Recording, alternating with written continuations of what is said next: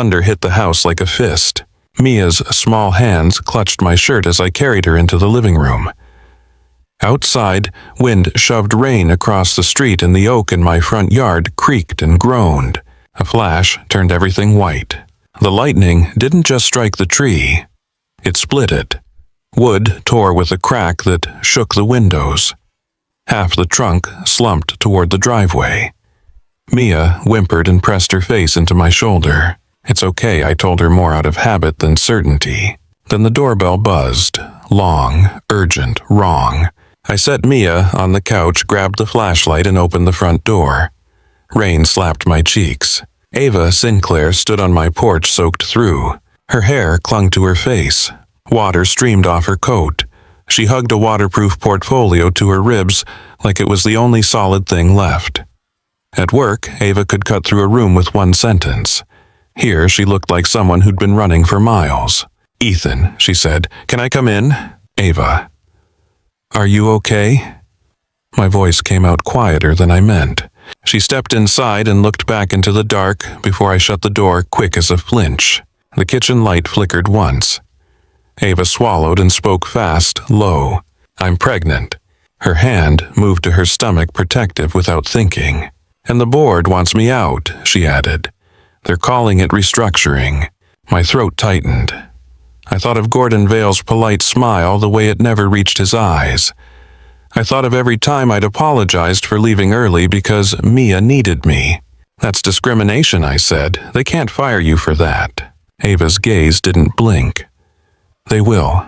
I have evidence they planned it, but I need help making it matter." My phone vibrated in my pocket. I glanced down. From Gordon Vale, subject, "Do not make this worse." Ava watched my thumb hover over the screen. Her lips parted, then closed. Outside, sirens wailed somewhere in the storm, distant but getting closer. The screen's glow lit Ava's face, pale and exhausted. Behind us, Mia shifted on the couch and murmured half asleep, "Daddy, who's that?" If you're enjoying this story, please like and subscribe. Before I go any further, I would love to know where you are watching from. Drop your city or country in the comments. Mia's eyes opened to thin slits, the kind she used when she wanted to pretend she was asleep but still catch everything. She pushed herself upright on the couch, hair sticking out in soft spikes. "Daddy," she whispered, then pointed at Ava, like Ava might vanish if she looked away. "Who is that?" Ava's shoulders tightened. The rain had darkened her coat to near black, and water pooled on my entry mat. She looked out of place in my small living room, like a portrait that had slipped from a gallery wall and landed in a home with scuffed baseboards and toy blocks under the coffee table. "This is Ava," I said, keeping my voice steady. "She's a friend from work."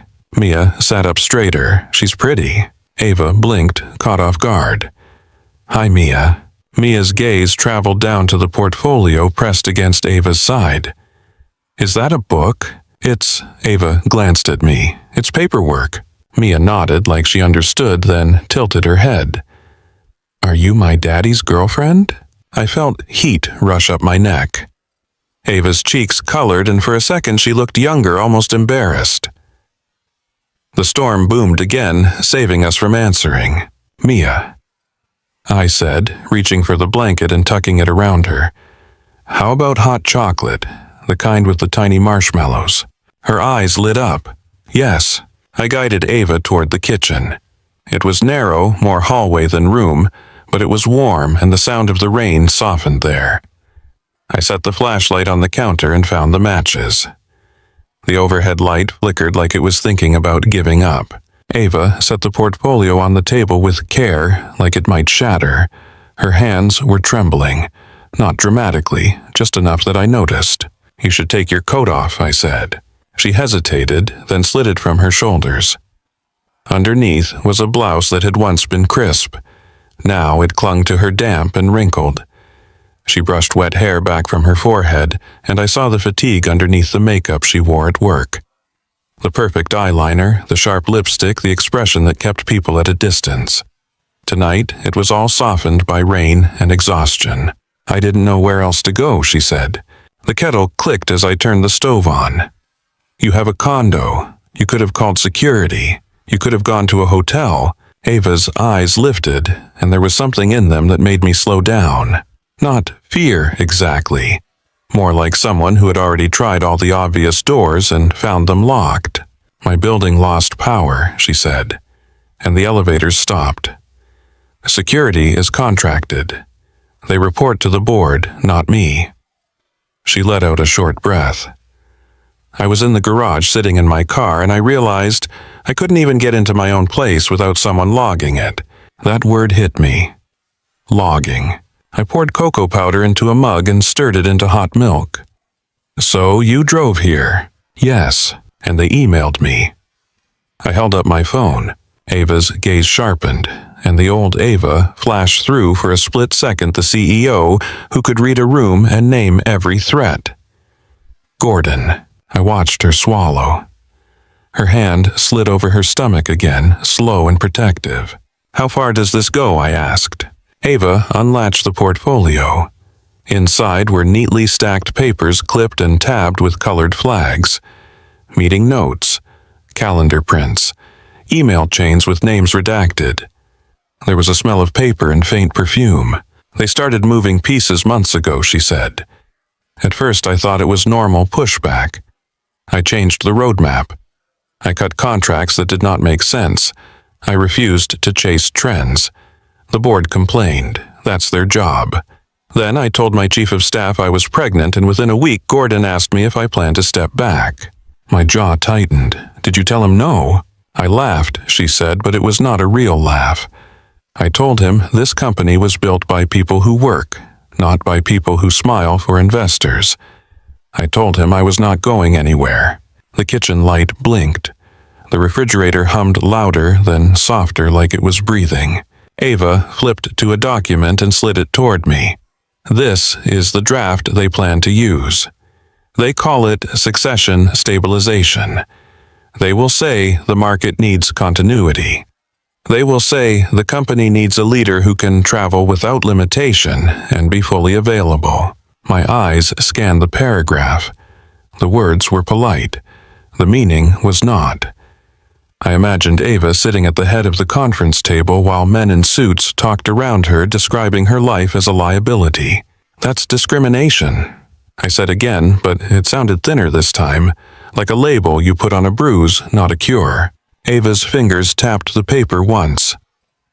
They will never say it is about pregnancy. They will say it is about perception. Her voice dropped. They will say I am a risk. I thought of my own file at work, my performance reviews, all the little notes I had tried to control, came in late due to school nurse call, missed the first 10 minutes of the client's sync, asked to reschedule because of a pediatric appointment. In my head, I saw those lines rearranged into a story I did not want anyone else to write. Mia padded into the kitchen, dragging her blanket. Is it ready? I set the mug in front of her and watched her blow on the surface like she was cooling lava. The normalness of it made the air in my chest ache. Ava's expression softened as she watched Mia. She's 5. 5, I said. Big opinions, small shoes. Mia's eyes moved to Ava's hair. It fell in damp waves down her back, still somehow elegant in a way my life never was. How do you make it like that? Ava touched it absently. Practice. I want it, Mia said. Like a princess. Ava's mouth twitched. I can try someday. Mia beamed, then took a sip of hot chocolate and sighed like an old woman. Good. She climbed back onto the couch with her mug in both hands. The flashlight threw a cone of light across the living room, catching the edges of toys and picture frames. Ava sat at my kitchen table, shoulders still tense. Ethan, she said quietly, I know this puts you in a position. I leaned on the counter and kept my voice even. You mean a position where I help you and risk my job, or I do nothing and pretend I never saw any of this? Ava's eyes held mine. You are a single father. It was not a question. It was a fact she had somehow known without my ever telling her. My throat tightened anyway. I don't talk about it at work, I said. Neither do I, she replied. For different reasons, same result. I sat across from her. The wood of the chair creaked under my weight. I didn't know you were alone. Ava's fingers paused on a spreadsheet. I don't advertise it. She glanced toward the living room. People decide what you are worth based on what you lack. The power cut out completely. The overhead light died. The stove light vanished. The refrigerator stopped humming. For a second, the house felt like it had been unplugged from the world. The only sounds were rain hitting glass and Mia's small spoon clinking against her mug. I stood and found the candles in the junk drawer. When I struck a match, the flame looked fragile against the dark. I lit 3 candles and set them on the table. The warm glow gave Ava's face softer edges. It also revealed the shadow under her eyes that bright office lights had hidden. She took a breath, then opened a folder marked with a sticker that said IP. This is why it is happening so fast, she said. Inside were patent filings, legal summaries, signatures. My eyes skimmed the first page and stuck on her name. These are in your name, I said. Ava nodded once. The core. The algorithm that makes our platform different. Her voice was steady now, the way it got when she had decided something. The board wants to move our technology into a separate entity. Then they can sell it. They can claim it is an efficiency play. They can walk away with the most valuable piece and leave the rest behind. A chill spread across my skin that had nothing to do with wet clothes. You think they are planning to sell the company? Ava's mouth tightened. I think they are planning to sell what matters. And I am the person standing in the doorway. I looked down at the pages again. The language was careful. Everything was careful. Even the betrayal. Mia's voice floated in from the living room. Daddy, the tree is scary. I got up and crossed the room. The split oak was visible through the window, jagged like broken teeth. I crouched beside Mia and smoothed her hair back. It's just a tree, I whispered. It can't come inside. Mia frowned. Can the thunder come inside? I kissed her forehead. No. Behind me, Ava stood in the doorway, arms wrapped around herself. She watched me with an expression that looked like longing and fear had decided to share the same face. When Mia finally drifted back under the blanket, her breathing slow and deep, I returned to the kitchen. Ava had lined the papers into neat stacks.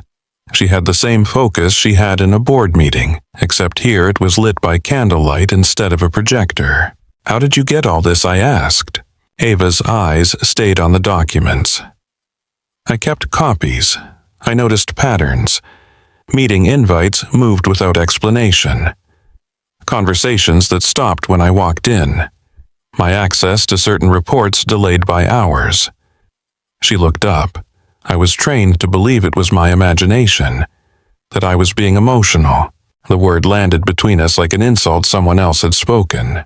I'm not emotional, Ava said, voice low. I'm observant. I nodded, and careful. Yes. Her fingers tightened around the edge of a page. But careful is not the same as safe. I leaned closer, lowering my voice. Why come to me? Ava's gaze held mine for a beat. Candlelight flickered across her eyes. Because you don't flatter, you don't angle. When you disagree with me, you say it. When you think I am wrong, you look me in the eye. She paused, and because you lived nearby and the storm forced a decision. I heard the second part more than the first. Forced a decision. It sounded like something I understood too well. The rain kept coming.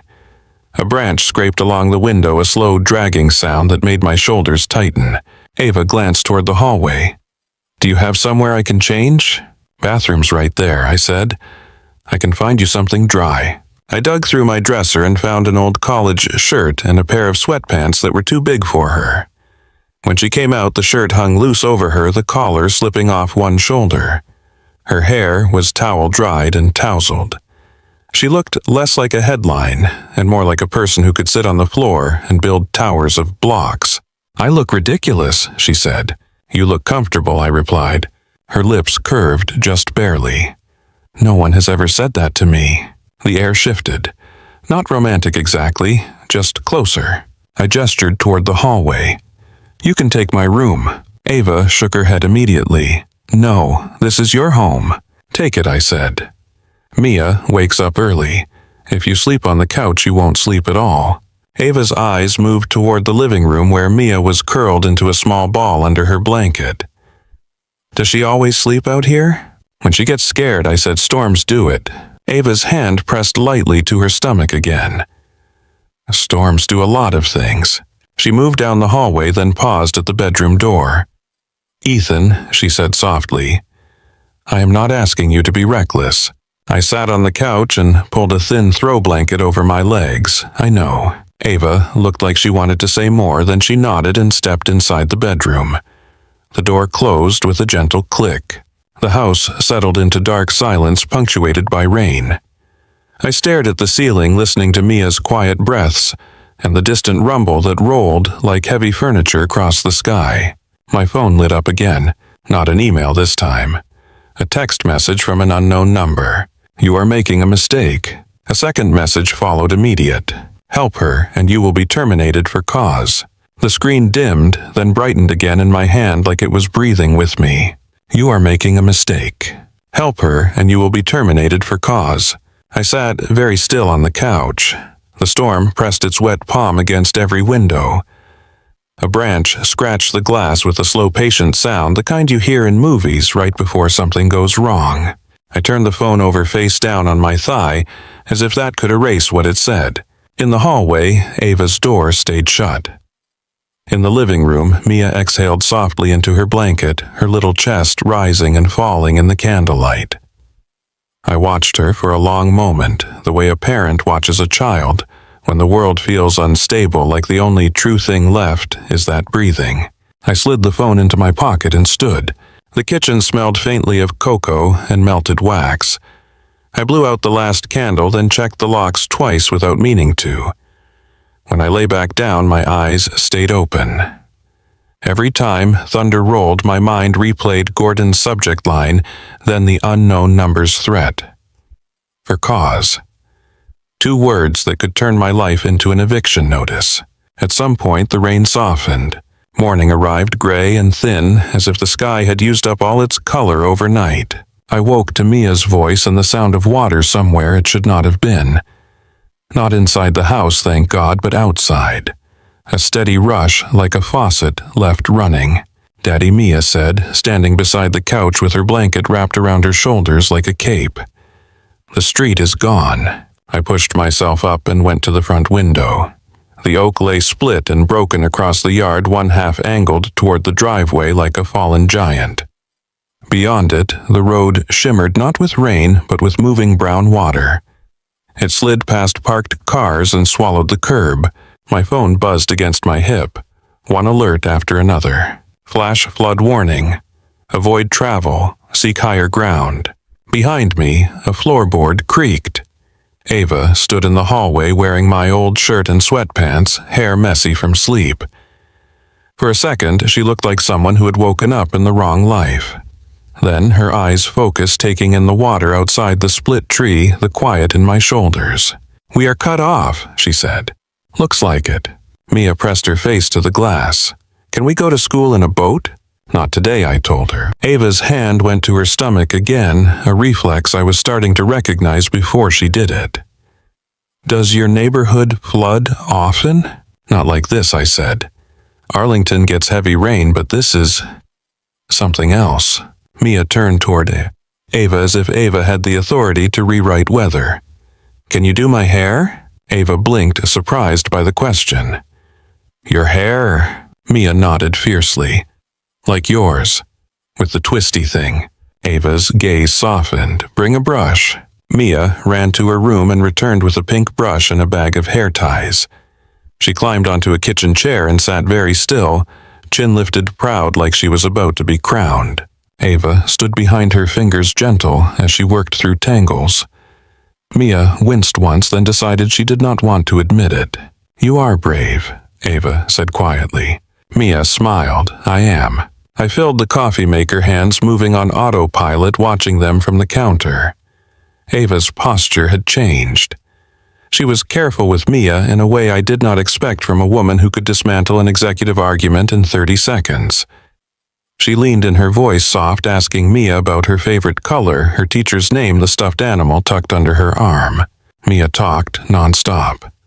Ava listened like it mattered. The smell of coffee bloomed through the kitchen, warm and grounding. For a moment, the storm felt far away, as if the world outside belonged to someone else. Then my phone chimed again. This time it was not an alert. It was an email. From Board Executive Office, subject Emergency Executive Session. My stomach tightened. I opened it. The words were clinical, polite, sharp at the edges. An emergency meeting would be held to address leadership stability and organizational direction as soon as travel conditions allowed. Ava stepped closer, still holding Mia's braid in one hand. Read it. I angled the screen toward her. She scanned it fast, and her face hardened, as if a mask had clicked into place. They are accelerating, she said. Because of last night, I replied. Because of your cooperation, she corrected, and her tone carried something like regret, though her eyes stayed steady. Mia turned her head as far as the braid allowed. Are you mad? Ava's expression softened instantly. No, sweetheart, I'm thinking. Mia nodded, as if that made perfect sense. I like my hair. Ava tied the end of the braid and smiled. You should. You look strong. Mia hopped down and ran to the mirror in the hallway, admiring herself with a serious face. I am strong. Ava watched her go, then looked back at me. We do not have much time. We are stuck here, I said, gesturing toward the water outside. Stuck can be useful, Ava replied, if we use it. We cleared the kitchen table. Mia helped by moving crayons and a stack of library books out of the way. Ava opened her portfolio again and began laying out documents with the same precision she used at work. I brought my laptop from my bag, the one I usually saved for after Mia went to bed. The storm had left the house humid and smelling faintly of wet wood. The power came and went, but the wireless stayed alive, hanging on by stubbornness and luck. Ava pulled up an email chain on her phone and slid her notes toward me. Start with the timeline, she said. Find the first moment the board's language shifted. I opened my calendar and searched for meetings with Gordon. It felt strange mining my own life for evidence, like I was building a case against a reality I had thought was solid. Mia climbed onto a chair beside us and began sorting papers into piles based on the color of the tabs. This one is blue, she declared. This one is green. Ava leaned closer to her. Blue is important. Green is also important. Mia nodded solemnly, then pushed a stack toward me. Here. I tried not to smile. Thank you, assistant. Mia puffed out her chest. I help. Ava flipped through a set of printed board minutes and stopped her finger, landing on a paragraph. Here. She turned the page toward me. I read it, then read it again. The date at the top was 3 months ago. The phrase on the page was innocuous preliminary discussion of organizational restructure, evaluation of leadership succession options. But my eyes snagged on something else. A line in my own memory. That had been the day Ava left early, walking out of a product review with her phone pressed to her ear, face unreadable. She had told the room she had a personal appointment. I looked at Ava. This was the day you left for your doctor. Ava's lips parted slightly, yes. They started talking restructure that day, I said, tapping the date. Not the week after. Not the month after. That day. Ava's face drained of color. How did they know? It was a private appointment, she whispered, more to herself than to me. I did not tell anyone on the board. I did not put details in my calendar. I told my chief of staff only that I was unavailable. The room felt smaller. Mia colored quietly, tongue stuck out in concentration, oblivious to the way the air had shifted. I kept my voice low. Is your chief of staff loyal? Ava's eyes flashed. Yes. Then someone saw something I said. Or someone listened. Ava's gaze drifted toward the front window where rainwater still moved along the road like a slow river. I have always assumed the board was impatient, that they were controlling, that they were entitled. She looked back at the paper. I did not assume they were watching. I opened my laptop and logged into our company email, hands steady because they had to be. I searched for keywords in old threads. Restructure, stability, succession, continuity, investor confidence. There it was, woven into messages like thread. Not enough to scream on its own, but enough to build a pattern. Ava pointed to another document. This was sent to investors last quarter, she said. Look at the language about leadership resilience. I read it and felt heat rise in my chest. The document described leadership capacity in terms that were clearly aimed at someone without naming her. Fully available. Unencumbered. Consistent public presence. Ava watched my expression. They do not have to say pregnant, she said. They just have to let people imagine it. Mia slid another pile toward us. More papers. Perfect, Ava said, and there was gratitude in her voice that made Mia grin. Hours passed in fragments of coffee paper and the sound of water moving outside. The power returned for longer stretches. Ava used my charger. I used her printed notes. We worked around each other without bumping, then bumped anyway. Once, our hands brushed when we reached for the same folder. Neither of us pulled away quickly. It was not a dramatic moment. It was just enough to register, then disappear back into work. Around noon, the floodwater outside slowed. The road was still covered, but the level had dropped a few inches. A car down the street sat half submerged, its tires sunk into brown water like it had stepped into mud and decided not to fight.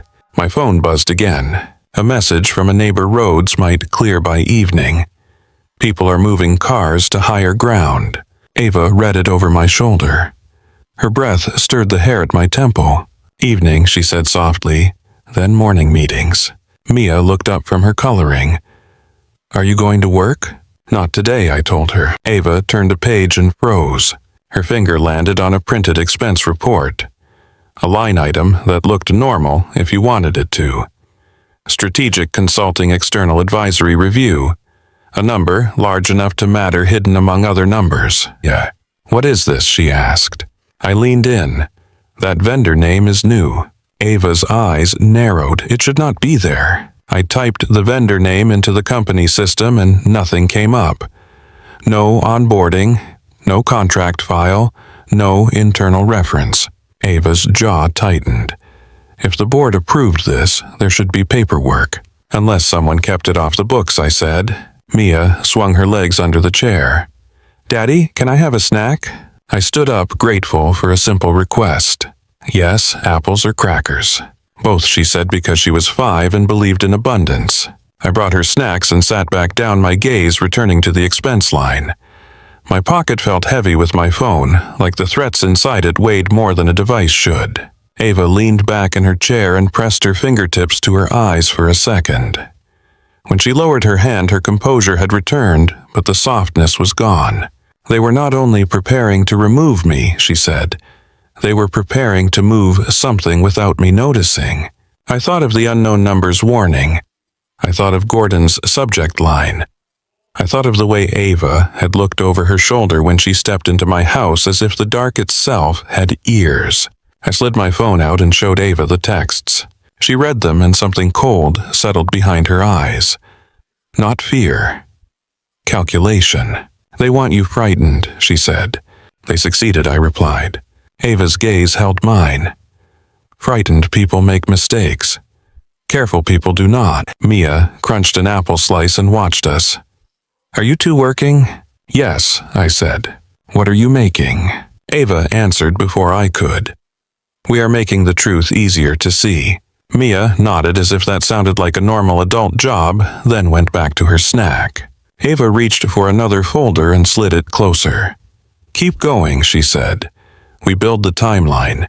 Every time they moved a meeting. Every time they changed language. Every time they tried to box me in. I looked down at the papers, then at the gray light outside, and I felt the day tighten around us. Not with panic, but with purpose. Somewhere beyond the flooded street, the company existed as it always had. Offices, badges, glass walls, conference rooms. People sipping coffee and pretending nothing was wrong. At my kitchen table, candle wax still dotted the surface, and Mia's crayons lay scattered like evidence of a different kind of life.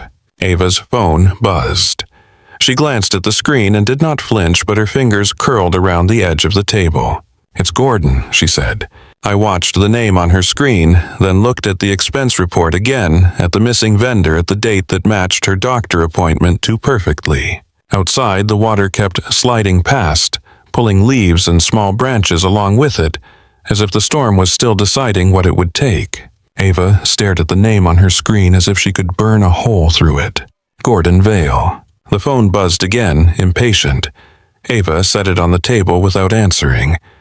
The vibration rattled the wood, a small, angry animal trapped under glass. Mia looked up from her crayons.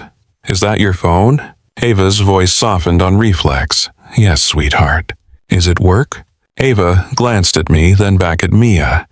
"Something like that." The buzzing stopped. For 2 seconds, the kitchen was quiet except for the faint rush of water outside and the hum of my laptop fan. Then Ava's phone chimed. Not a call, an email. She opened it, and her face went still. She turned the screen toward me. From Gordon Vale, subject immediate boundaries. I read the first line and felt my throat tighten. "This is an executive matter. Your presence is inappropriate. Any further involvement will be considered misconduct." Below that was a familiar corporate smoothness, the kind that sounded reasonable until you realized it was a blade. Mentions of fiduciary duty. References to policy. A reminder that the company reserved the right to terminate employment for violations of conduct. My phone buzzed in my pocket as if it wanted to join in. Unknown number, same as last night. Last warning. I did not show it to Ava right away. I stared at the words until they blurred, then slid the phone back into my pocket. My hand felt cold. Ava's gaze moved from the email to my face. She saw something shift in me. Her eyes narrowed, not accusatory, just sharp. "They contacted you again," she said. It was a statement, not a question. I held her gaze for a beat, then pulled the phone out and placed it face up on the table. I did not hand it to her. I did not need to. Ava read it. Her lips pressed together and her nostrils flared once. It was the smallest display of anger I had seen from her, which made it more dangerous. Mia swung her legs under the chair. "Why do you look mad?" Ava leaned toward her. "I'm not mad at you. I'm thinking hard." Mia accepted that, then pointed at the stack of papers. "Are those secrets?" I exhaled a small laugh that surprised me, some of them. Mia's eyes widened with delighted horror, like spy secrets. Ava's mouth twitched, more like boring grown-up secrets. Mia frowned. Boring is still secrets. Ava reached out and slid Mia a blank sheet of paper. "You can make your own secret plan. Draw something that makes you happy." Mia grabbed a crayon and went back to work, satisfied. Ava's focus snapped back to the table. "Gordon is trying to isolate me," she said. "He wants me alone so he can control the story. And he wants me scared enough to back off," I said. Ava looked at the expense report again, then at my laptop. "Open the vendor profile." Even if it is hidden, the accounting system keeps traces. I typed in the vendor name again, slower this time, trying variations. A partial match popped up in a different database, a payment ledger used by finance. The vendor existed there like a ghost that only appeared under certain lighting. Ava leaned closer, her shoulder almost touching mine. I could smell the faint detergent of my old shirt on her mixed with something expensive that had survived the rain. The ledger showed a mailing address in D.C., a suite number, a phone number with no contact name. I clicked into the attachment list. One file appeared, a single-page invoice. No letterhead. No description beyond advisory services. A signature that looked like it had been drawn in a hurry. Ava's voice dropped. "This is a shell." "Maybe," I said, "or someone is sloppy." "Gordon is not sloppy," Ava replied. The water outside kept moving, but slower now. The street still looked like weak coffee, but the curb began to reappear. My phone vibrated again. This time it was my smart doorbell app. New login attempt detected. I stared at the notification. My stomach turned. I had installed that doorbell after Mia's mom left, after I realized my house sounded different at night when it was just the two of us. It had been a comfort. a small eye on the porch. Now it felt like an eye pointed back at me. Ava noticed my expression. What is it? I turned the screen toward her. Her gaze sharpened. Someone is trying to access your doorbell, she said. I did not give anyone that login, I replied. Ava's hand moved to her stomach again, but this time it was slower, deliberate. She was grounding herself. Disable remote access, she said. Change the password, now. I did it with shaking fingers, forcing my hands to stay steady so Mia would not notice. I set the doorbell to local only and turned off app sharing. Then I opened the access log. 3 attempts. 2 from unknown devices. 1 from an IP address that was not in Virginia. Ava watched the log. They are not guessing, she said. They are testing, seeing what they can see. A sound came from the living room. Mia humming to herself as she drew pleased and safe and unaware. I lowered my voice. Is this still about getting you out? Ava did not answer right away. She sat down, shoulders squared, and studied the papers like they were a map. When people behave like this, she said quietly, it is because they are hiding something larger than reputation. I looked at the missing paperwork. The disguised invoice. The board minutes timed to her doctor appointment. The threats. It feels like I stepped into someone else's movie, I muttered. Ava's eyes lifted to mine. No. You stepped into their version of reality. They have been living in it for a while. My phone vibrated again, and my heart jumped before I saw it was a neighbor alert in the community group chat. Road is dropping. People moving cars to higher ground. Watch for debris. I glanced out the window. The water line was lower. A car down the street rocked slightly as the current changed. Ava followed my gaze. If the road's clear, they will call the meeting fast. I nodded. They already tried. Ava reached for her email and scrolled. They will frame it as stability. They will say it is urgent. They will aim for a vote before I can respond. I rubbed my temples. My head hurt in a way that coffee could not fix. Mia's voice floated in. Daddy, can Ava stay for dinner? My throat tightened. We will see. Mia turned her face toward Ava. I like her. Ava's expression softened so quickly it startled me. She crouched beside Mia's chair. I like you too. Mia held up her drawing. It was a stick figure with long hair next to a smaller stick figure with a bow. A third figure taller stood beside them with a big square head and a smile. That's me, Mia announced, tapping the bow. That's you, she tapped the long hair, and that's Daddy. Ava's eyes flicked to the third figure. Your daddy has a big head. Mia giggled. He thinks a lot. Ava laughed under her breath, then looked at me. The laughter faded into something gentler. For a second, the kitchen felt warmer than it had any right to.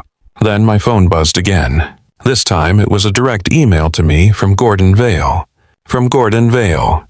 Subject, your employment status. My finger hovered over it. Ava's gaze was steady, but I could see tension in the way she held her shoulders. I opened the email. Mr. Brooks, your involvement in matters outside your role is noted. Continued misconduct will result in immediate action up to and including termination for cause. The words were clean. The message was filthy. My hands clenched into fists, then loosened. Ava read it over my shoulder. Her jaw tightened. He's trying to make you the example, she said. I have a kid, I replied, and my voice cracked on the last word. Ava turned fully toward me. I know. There was no pity in her eyes, only recognition. I swallowed hard. I cannot lose my job. Ava's gaze did not waver. I am not asking you to sacrifice her stability. The way she said her made me glance at Mia again. My daughter was humming coloring and chewing a cracker. Her braid had loosened a little at the crown, a soft imperfection that made her look even more like a child. Ava's voice lowered. Is there someone you trust nearby? My neighbor, I said. Mrs. Delgado. She is retired. She has watched Mia a few times when I got stuck at work. Ava nodded once. If anything escalates, Mia should not be in the middle of it. The word escalate sat heavy on my tongue. I stood and walked to the window, forcing myself to look outside like a normal person. My driveway was slick with rain. The split oak lay like a warning. Across the street, a dark sedan sat parked near the corner. It could have been anyone. It could have been a neighbor. It could have been nothing. But it had not been there yesterday. Ava came up behind me close enough that I could feel her presence without touching. "Do you recognize that car?" "No," I said. We watched it for a few seconds. No movement, no lights, just stillness. I stepped away from the window and picked up my phone. I called Mrs. Delgado. She answered on the second ring. "Ethan, honey, are you all right? I heard a tree went down." "I am okay," I said. "Mia is okay. I might need a favor later." "Of course," she replied without hesitation. "You tell me what you need." I glanced at Mia. "If the road clears and I have to go somewhere, could Mia stay with you for a bit?" "Any time," Mrs. Delgado said. "Bring her? I have soup on the stove and enough blankets to build a fort." Mia's head popped up at the word fort. I smiled, despite myself. "I will call you soon," I told Mrs. Delgado. "Be careful," she said, and the line went quiet. Ava returned to the table and tapped the expense report. "Back to this," she said, as if anchoring us to what we could control. "If the vendor is a shell, someone created it to move money without scrutiny." I sat beside her and pulled the invoice closer. I read the suite address again, then opened my browser and searched it. A virtual office company came up. Mail forwarding, temporary suites, a receptionist who answered calls with whatever business name you paid for. I showed Ava the screen. Her eyes narrowed. "So they are paying a ghost," she said, and signing it with a scribble, I added. Ava stared at the address for a long moment, then opened her own email and searched for the vendor name. Nothing. No mention in board packets. No attachments. No approvals. Her voice went calm in a way that made my skin prickle. "This is not a mistake," she said. "This is a method." Mia wandered back into the kitchen and leaned against my leg. "Can we eat now?" I glanced at the clock. The day had slipped away in paper and fear. "Yeah," I said softly, "we can eat." I pulled chicken nuggets from the freezer because that was what existed in my house, and because normal food felt like a small rebellion against the chaos. Ava stayed at the table sorting documents into tighter stacks. When I set a plate in front of Mia, she ate with the focus of someone who believed meals were sacred. Ava did not touch food. She watched my hands move, watched Mia watch the window. She was tracking everything even when she looked still. I slid a glass of water toward her. "You have to eat something." Ava took the glass but did not drink. "In a minute," she said. I wanted to argue. Instead, I sat down and opened the access log for my doorbell again. No new attempts, but the earlier ones sat there like fingerprints. Ava glanced at the screen. "They want visibility," she said. "They want leverage. They want to know where I am and who is with me." I swallowed. "Then my house is not safe." Ava's gaze held mine. "It is safer than being alone." A sharp sound came from outside, louder than the rain. I turned toward the front window. The dark sedan at the corner had started rolling forward slow. Not driving away, just shifting position like someone adjusting their view. Ava's hand found the edge of the table. Her knuckles went white. I stayed seated, forcing myself not to react too fast. Mia was watching me. Kids always watched even when you thought they were focused on nuggets and cartoons. The sedan paused. A silhouette moved inside. A phone screen glowed faintly, then dimmed. My doorbell app pinged once more. Motion detected. I stared at the notification, then at Ava, then at the front door, and the house suddenly felt smaller than it had this morning. Not because of the walls, but because of the attention pressing against them from the outside. The notification sat on my screen like a blinking eye. Motion detected. I did not move right away. I kept my shoulders loose, my face neutral, as if I was reading a weather alert and nothing more. Mia watched me with the quiet attention kids have when they sense the air has changed. Ava's gaze stayed on the front door. Her hand was still on the table, fingers splayed ready. I opened the doorbell app as slowly as I could and tapped the live view. The porch camera showed a wash of rain and gray light. Water dripped from the gutter in steady ropes. The doormat was empty. Then a figure stepped into frame close enough that the lens fogged for a half second. Not a neighbor, not a delivery person. A man in a dark hooded jacket face turned slightly away, one hand lifted toward the camera like he was checking the angle. He did not ring. He stood there still for 3 seconds that felt longer than a full minute. Then he stepped out of view. My pulse hammered behind my ribs. I kept my voice low. Someone was on the porch. Mia's head tilted. Who? I forced a shrug. Probably someone checking for fallen branches. After a storm, people get curious. Mia accepted that the way kids accept adult explanations, when the tone sounds calm. She went back to her plate, dipping a nugget in ketchup with complete faith in the routine of lunch. Ava leaned closer to the phone. Her face also stayed composed, but her eyes sharpened as if she was memorizing every pixel. Did you get a clear shot of his face? She asked. He kept it turned away. Ava exhaled through her nose, controlled. That is not curiosity. I rewound the clip and watched it again. The man's hand rose toward the camera not to cover it, but to test where it could see, like he was measuring. I set the phone down and stood, then paused. I was one step from looking through the peephole, one step from pulling the curtain back, one step from doing something that would make the threat real for Mia. So I did the opposite. I walked to the sink and ran water. I rinsed a plate that did not need rinsing. I made my hands do normal things. Ava watched me for a moment, then looked toward the front window without moving closer. She knew how to check a room without telegraphing it. The sedan at the corner was still there. I could not see a face through the windshield. Only the suggestion of someone sitting inside. Ava's voice dropped. We should not stay exposed at that window. I know, I said. Mia swallowed a bite and looked at Ava.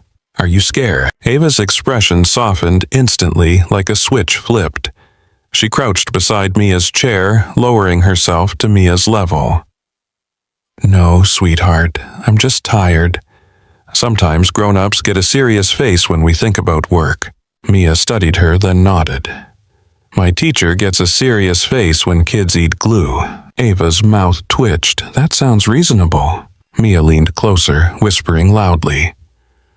One time, Jonah ate a crayon. Ava's eyes widened with theatrical concern. Did he survive? Mia giggled. Yes. He turned purple. I felt my shoulders loosen a fraction. Mia's laughter was small, but it filled the kitchen like warm air.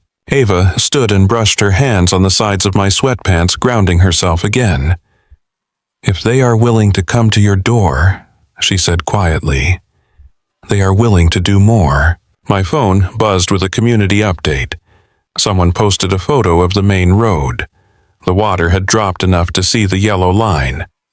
People in rain boots were pushing stranded cars to higher ground. Ava read over my shoulder. The roads will clear. I stared at the sedan at the corner and felt a decision tighten in my chest. Then we need to finish before we lose the quiet. Ava nodded once. Yes. Mia hopped down from her chair and carried her plate to the sink with 2 hands like it was a ceremonial offering. She had been trained well, mostly because she liked earning praise. Can I watch a show? She asked. Sure, I said. Keep the volume low. She ran to the couch and curled under her blanket, remote in hand. Cartoons filled the room with bright voices that pretended storms did not exist. Ava and I went back to the table. She pulled the vendor invoice toward her and wrote the suite address on a sticky note, then wrote the phone number beneath it. Her handwriting was crisp, precise. At work, it was the handwriting that signed decisions people complained about. Here, it looked like a lifeline. I opened my laptop and logged into the internal calendar system, then into the board packet portal I had access to as a senior product lead. Not full access, but enough to see meeting titles and attachments. Ava slid a document toward me.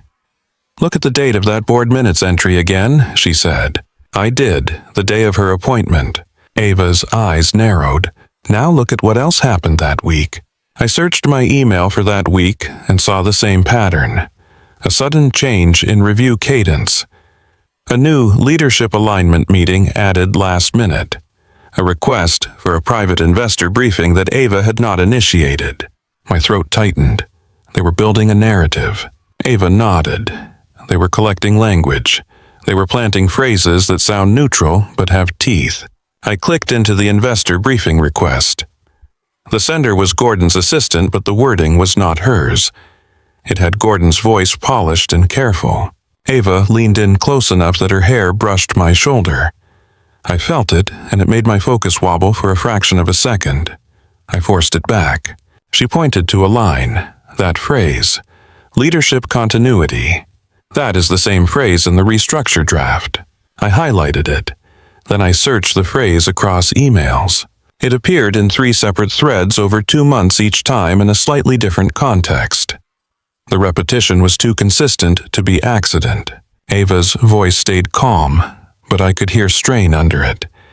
He thinks if he says it often enough, it becomes truth. I scrolled further and found a note attached to a board packet. A short paragraph, no signature, posted as a comment in the portal. It talked about public-facing stability and market comfort. It talked about availability. It talked about optics. Ava stared at the screen, her jaw tight. He is trying to make my body a business risk. I looked at her, really looked. The woman who commanded a room. The woman who had built Harbor Line from a rented workspace near Rosslyn. The woman who never let anyone see her hands shake. "How are you holding up?" I asked.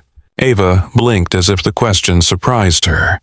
"I do not know," she admitted, voice lower. "One minute I feel like I can fight them. The next minute I feel like I am standing on a stage while everyone decides what I am allowed to be." I swallowed. "You came here in the storm."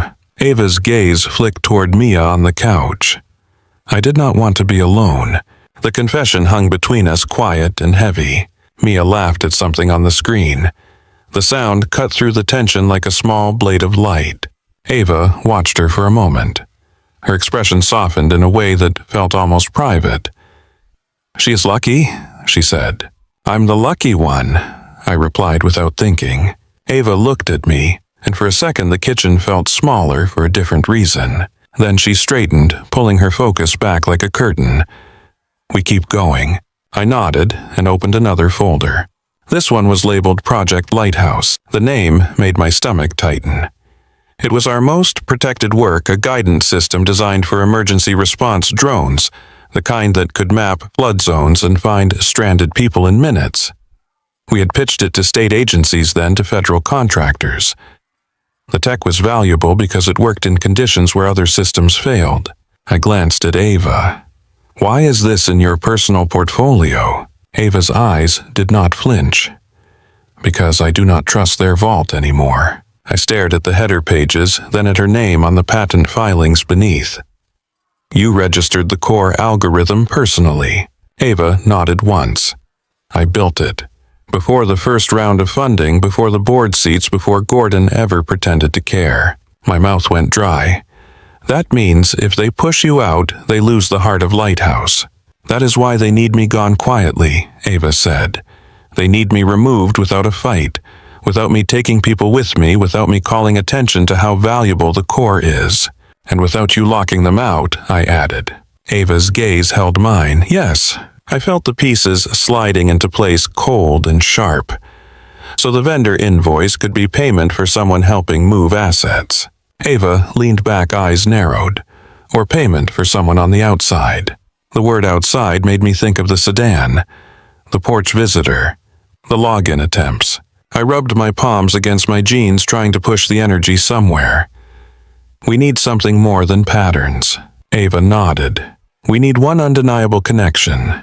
A small voice drifted from the couch, "Daddy." I turned.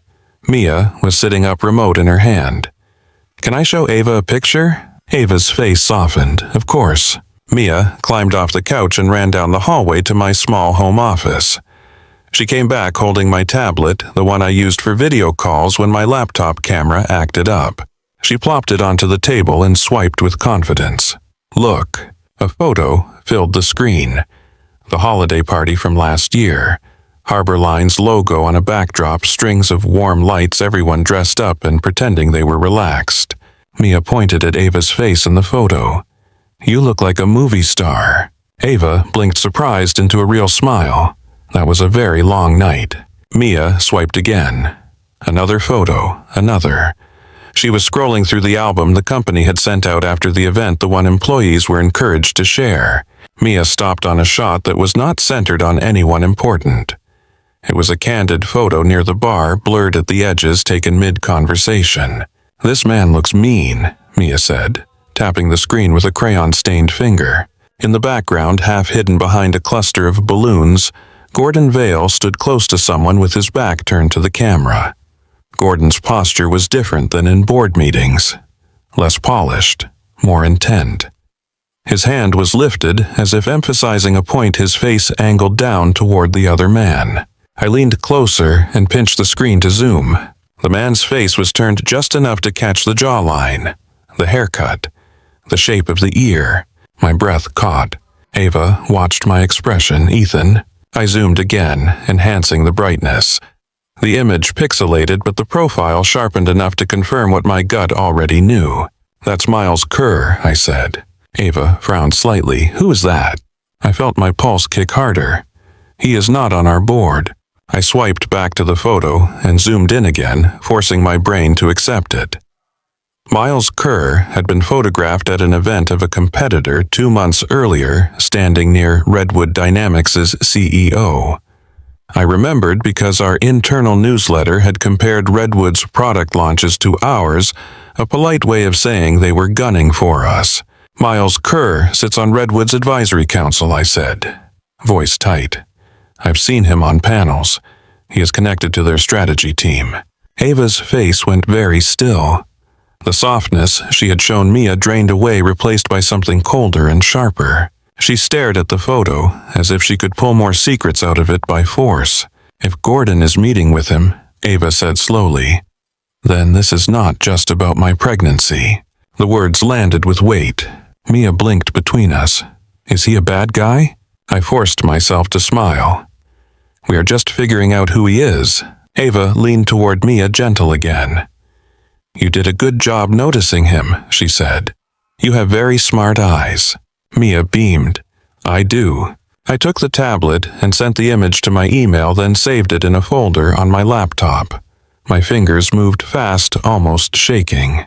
Ava pulled the Project Lighthouse papers closer and stared at the patent summary again. Her voice was low. "If they are talking to Redwood, then they are using the restructure as cover." For what I asked, even though I already felt the answer forming. Ava's gaze lifted to mine. For a transfer, a sale, a carve-out that makes them money and makes the company weaker. My mouth went dry. "They need you out, so you cannot block it." Ava nodded once, and her hand pressed to her stomach with a steadiness that looked like resolve. Outside, the rain eased into a steady drizzle. A shaft of pale light broke through the clouds and hit the flooded street, making the water look almost calm. I checked the community chat again. Someone posted roads are passable near the main intersection. Watch for debris. The sedan at the corner rolled forward and disappeared down the street, unhurried. Ava watched it go without turning her head. I looked down at the holiday party photo on my screen. Gordon's intent face, Miles Kerr's profile in the background like a shadow that should not be there. My kitchen table was covered in paper and crumbs and crayons, and it felt like the center of a storm that had nothing to do with weather. The holiday party photo stayed on my screen long after Mia wandered back to the couch and Ava began stacking papers again. Gordon's face in that picture did not look like the man who liked to talk about culture and stewardship. It looked like someone bargaining in a hallway trying to keep his hands clean. Ava slid the Project Lighthouse pages into a folder and tucked it under the portfolio flap. "We need to treat that image like a match," she said quietly. "In the right place, it lights everything." Outside, the drizzle had softened to a wet hush. The street still shimmered, but the water no longer pulled at things with the same hunger. The neighborhood sounded like it was waking back up. A distant engine, a garage door, someone dragging a trash bin through puddles. My phone buzzed with another update from the community chat. "Main road opening. Use caution." Ava read over my shoulder and nodded once. "If people can move again, the board can move again." I close the tablet and set it face down. Then we do not waste the rest of the day. Mia's cartoon chirped from the living room. She was curled into a ball under her blanket braid, slightly crooked now, thumb near her mouth when she forgot to act grown. Ava's gaze drifted to her, lingering. The hardness in her face softened for a second, then returned like a door closing. I need to call someone, she said. Someone who understands how they will try to frame this. Legal, I asked. Ava nodded. Nina Park. I knew the name. Our general counsel, the kind of lawyer who spoke in calm sentences and never raised her voice. She had been at Harborline for years, long enough to see boards change and executives come and go. You trust her, I asked. Ava hesitated. I trust her more than most, but she is inside the building. That means she is under their pressure too. Ava stepped into the hallway with her phone. I could hear her voice through the thin wall, low and controlled. Nina, it's Ava. A pause, a second pause. I need 5 minutes. No speakerphone, no assistance. I glanced at the front window again.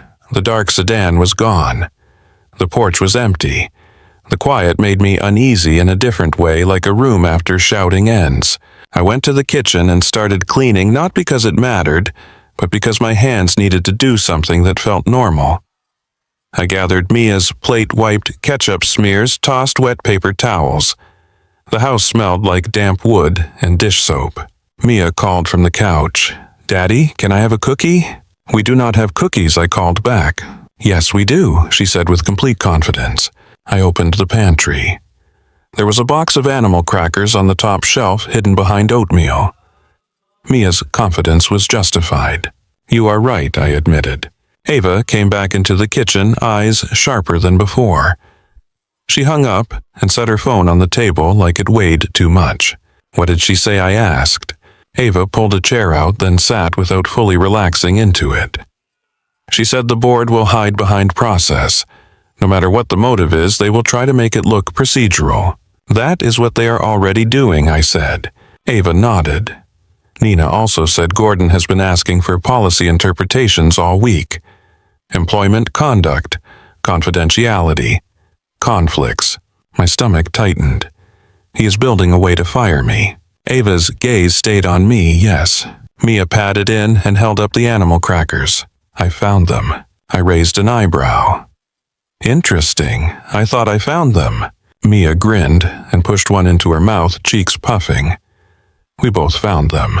Ava watched her, and the corner of her mouth lifted, almost reluctant. Mia looked up at Ava with sudden seriousness. Are you going to leave? Mia asked. Ava blinked. Leave where? Mia pointed vaguely at the front door, at the whole world outside. From our house. I felt my chest tighten at the word our. Ava's eyes flicked to me, then back to Mia. I am here right now, Ava said, choosing each word carefully. And I like being here with you. Mia's face softened into something satisfied, then she went back to the couch with her crackers. Ava exhaled slowly after she left. She makes it hard to lie. She makes it hard to do anything halfway, I said. Ava's gaze returned to the table. Nina told me something else. She said if Gordon is pushing this fast, it means he thinks he can win before anyone has time to ask questions. So we make questions unavoidable, I said. Ava nodded. We put them on notice. We show them patterns they cannot explain away. I slid my laptop closer. We need a package, not just a pile of paper. Ava opened her portfolio again and began arranging documents into a new order. Not chronological this time, tactical. Start with what is simplest, she said. The timeline around my medical appointment. The language shift. The restructure draft. It paints motive. I typed pulling dates into a clean spreadsheet. Meeting invites. Board minutes. Investor talking points. Each entry got a timestamp, a screenshot, and where it came from. My fingers moved fast, but my mind kept snagging on Mia, on the threat of termination, on the idea that a man like Gordon could take my daughter's stability and call it governance. Ava slid the vendor invoice toward me. Next, we show money, she said. People understand money. I pulled up the virtual office company page and saved it as a PDF. I added the vendor phone number, the suite address, the lack of onboarding records. I created a second spreadsheet tab labeled Payments and began listing the advisory charges. Ava watched my screen. Nina warned me they will claim you stole documents. I did not steal anything, I said. Ava's eyes stayed steady. They will say it anyway. I felt heat rise in my face. Then we document how I accessed it. Through my authorized accounts. Through portals I already use. Ava nodded once. Exactly. She slid a legal pad toward me. On it, she had written in neat lines, authorized access, whistleblower protection, retaliation, fiduciary duty. You wrote that fast, I said. Ava's lips pressed into a thin line. I had practiced last night. The words landed softly, and for a moment I saw her on my porch again, rain pouring off her hair. Voice breaking when she said she was pregnant. My phone buzzed. An email notification. From Board Executive Office, subject emergency session confirmation. I opened it and felt my stomach drop a notch lower. 8:00 a.m. Harbor Line Headquarters. Executive Conference Room. Ava read it over my shoulder. She did not flinch, but her fingers curled against the edge of the table. 8, she said. That is early, I muttered. That is intentional, Ava replied. They want people tired. Mia shouted from the living room. Daddy, the bunny is talking. Good for the bunny, I called back. Ava's eyes softened for half a second. We should feed her dinner soon. Keep things normal as long as we can. I nodded. Chicken nuggets again. Ava glanced at the freezer, then at me. I am not here to judge your menu. You should, I said. It is embarrassing. Ava gave a small laugh, real this time. It is familiar. That word familiar pulled at something in my chest. My house had never felt like a place someone like Ava would call familiar. I put nuggets in the oven, then cut apple slices. Ava finally drank the water I had given her earlier. She ate a few bites at dinner, slow at first, like she had forgotten how. Mia dictated the entire time, explaining the plot of her cartoon as if it were breaking news. After dinner, Mia asked Ava to read a bedtime story. Ava hesitated in the hallway, looking at me like she was unsure of the boundary. It is fine, I said quietly. She does not get many readers besides me. Ava's throat moved as she swallowed. Okay. Mia chose a picture book with a worn cover. Ava sat on the edge of Mia's bed, my college shirt hanging loose on her frame hair, still slightly damp at the ends. She held the book like it mattered, turning pages carefully, doing voices without trying too hard. Mia yawned mid-sentence, eyes drooping. Ava kept reading until Mia's breath slowed and her mouth fell open slightly, one hand curled around the blanket. When Ava stepped into the hallway again, she closed Mia's door with a softness that made my throat tighten. She is easy to love. Ava said, voice low. I nodded. She makes it easier to keep going. Ava did not answer. She walked back to the kitchen and sat down like she was forcing herself into motion again. The work waited silent and heavy. We built the case in layers. First, the discrimination thread presented as timing and language. Then, the retaliation thread shown through Gordon's emails to me and the anonymous threats. Ava insisted we save every message as a screenshot, then print them as well. Next, the money thread, the shell vendor, and the missing paperwork. Ava made notes in the margins with a pen, circling numbers, writing questions that would corner someone into either admitting ignorance or admitting intent. Then the connection thread, the holiday party photo. I pulled it up again, zoomed in, and enhanced it slightly without distorting anything. Ava watched Miles Kerr's blurred profile with a stillness that felt like anger held behind glass. We cannot accuse without support, Ava said. But we can ask why he was there. We can ask why Gordon was speaking to him. We can ask why money is moving to ghosts. I nodded. Questions that demand answers. Ava leaned back and rubbed her forehead. The strain showed in the way she held her shoulders. You should rest, I said. Ava looked at the papers, then at me. I will rest when it is done. Stubborn, I murmured. Ava met my eyes. So are you. The power steadied around 10. The overhead light came on without flickering, bright and almost rude after hours of candle glow. The house looked suddenly ordinary again. The sink, the fridge, the magnet drawings on the side. The normalness felt like camouflage. Ava plugged her phone in and opened a secure folder. Nina sent me templates, she said. Language for a formal notice. Language for requesting an independent investigation. Language for preserving evidence. You told her about Redwood, I asked. Ava nodded, carefully. She said if we mention a competitor, Gordon will call it paranoia. So we show the photo and ask for an explanation. We show the payments and ask for contracts. We show the restructure draft and ask why it was written when it was. I watched her type, hands steady now. Ava was back in her element, but there was something different about it. Less performance, more purpose. I assembled everything onto a flash drive I kept for work demos. I created folders. Timeline payments, communications, images, legal. I added a simple index document, clean and direct with page numbers and dates. Ava watched me label the drive. Her voice softened. You are good at this. It is just organization, I said. It is protection, Ava corrected. Near midnight, the house was quiet, except for the refrigerator hum and the occasional creak as the wood cooled. Mia slept down the hall, her nightlight making a faint glow under her door. Ava gathered the printed pages into a binder I had from an old product launch. She snapped it shut and held it for a second as if feeling the weight. We should keep a copy here, she said. I already did, I replied, pointing to the second flash drive I had prepared. 2 copies. Separate places. Ava's eyes held mine with something like relief. I stood and stretched my back, aching. You can take the bed again. Ava shook her head. I can take the couch. You cannot, I said, firmer than I intended. You are exhausted, and you are pregnant, and the couch is terrible. Ava's mouth twitched. You are dramatic. I am correct, I replied. Ava hesitated, then nodded. She walked to my bedroom door, then paused and looked back. The kitchen light made her face look softer than the boardroom ever did. Ethan, she said quietly. I did not mean to bring this into your home. I looked toward the hallway where Mia slept. It is already here, I said. We just finally named it.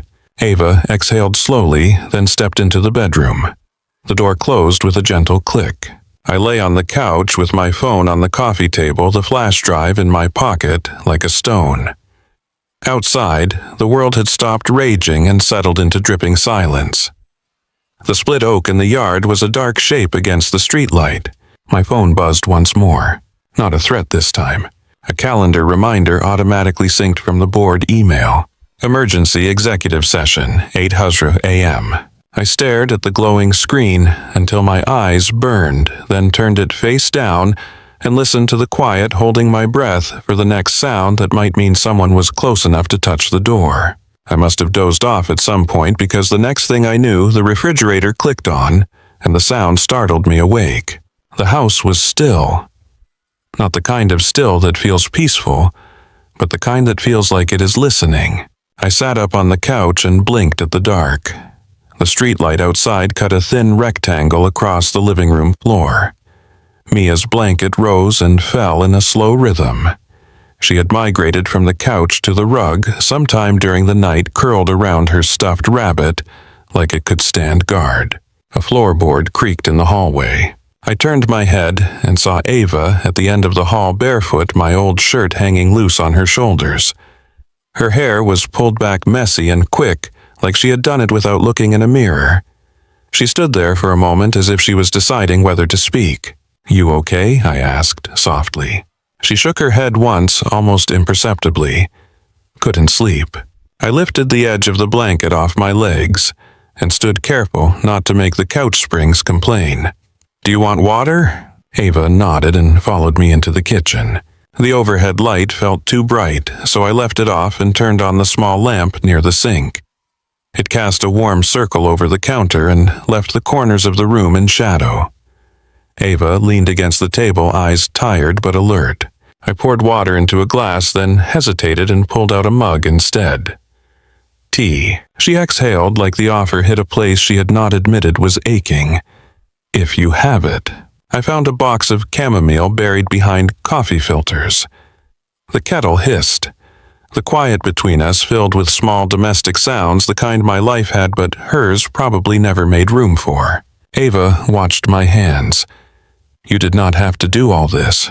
You mean make tea? I asked. She gave a faint smile that did not last. Any of it. I set the mug in front of her. I did not drag you to my porch. Ava wrapped her hands around the mug as if she needed the heat to stay in the room. No. I walked up to your door. In the rain. And I brought a fire with me. I leaned on the counter. Gordon already lit the match. You just stopped pretending you could hold it alone. Ava's eyes lifted to mine. The lamplight made them look softer than they did at work, but there was still steel underneath. I am used to holding it alone, she said. I can tell, I replied. Ava's mouth tightened. You think I enjoy it? I shook my head. I think you learned it. She stared down into the tea, watching the surface ripple.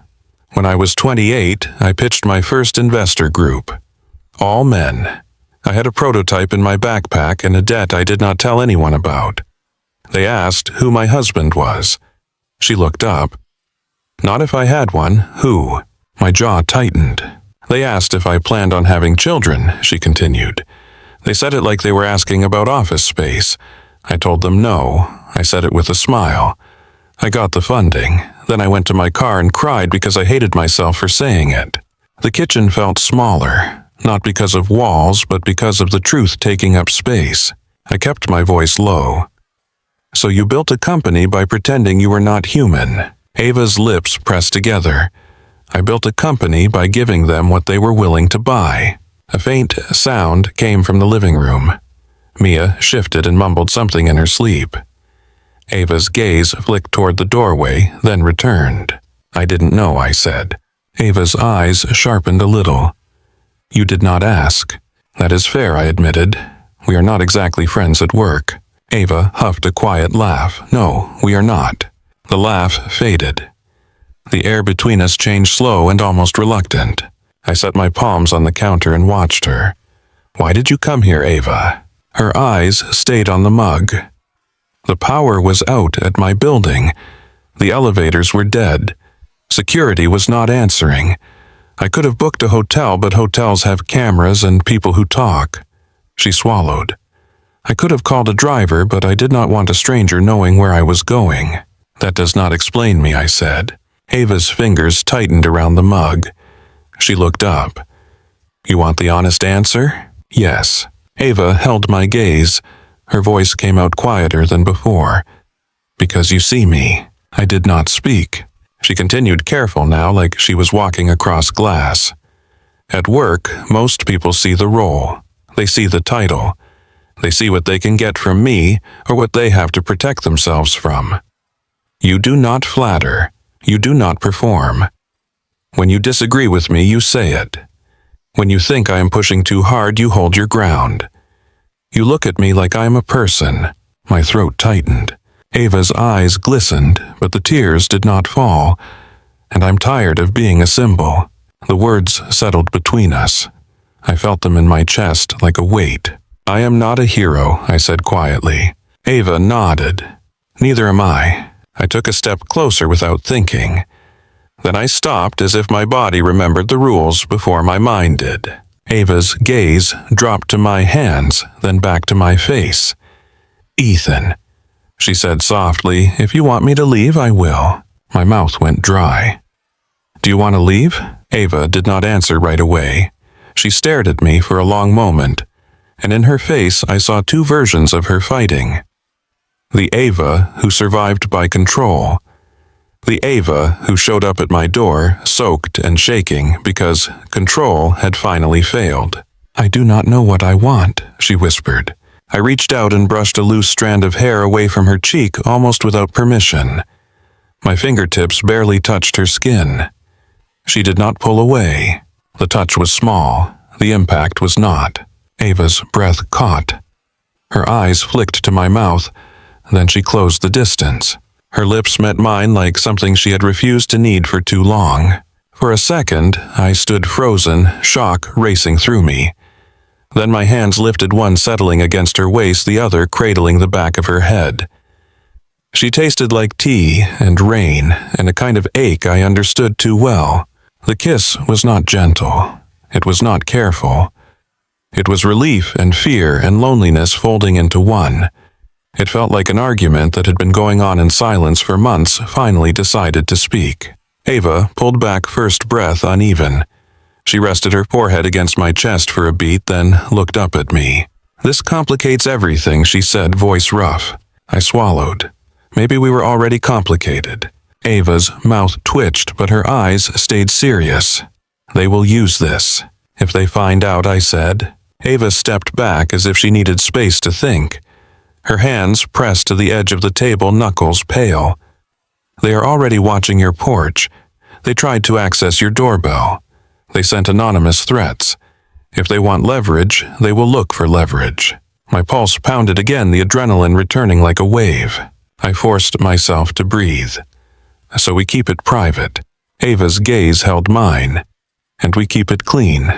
No messages, no photos, no mistakes." The word mistakes landed like a warning. From the living room, Mia coughed softly and rolled over. Ava glanced toward her, then back at me.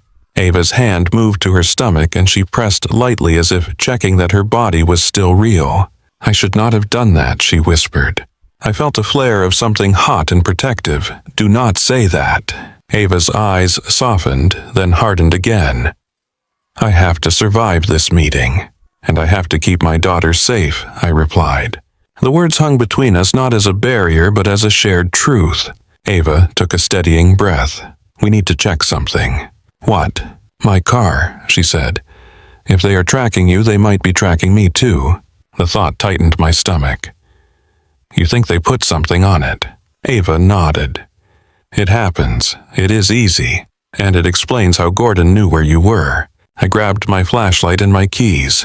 Ava hesitated at the hallway entrance, glancing toward Mia. I moved quietly and pulled the living room blanket higher over my daughter's shoulders. She did not wake. Then Ava and I slipped out the back door into the damp night. The air smelled like wet grass and broken wood. The split oak was a dark shape in the front yard, its jagged center exposed like a wound.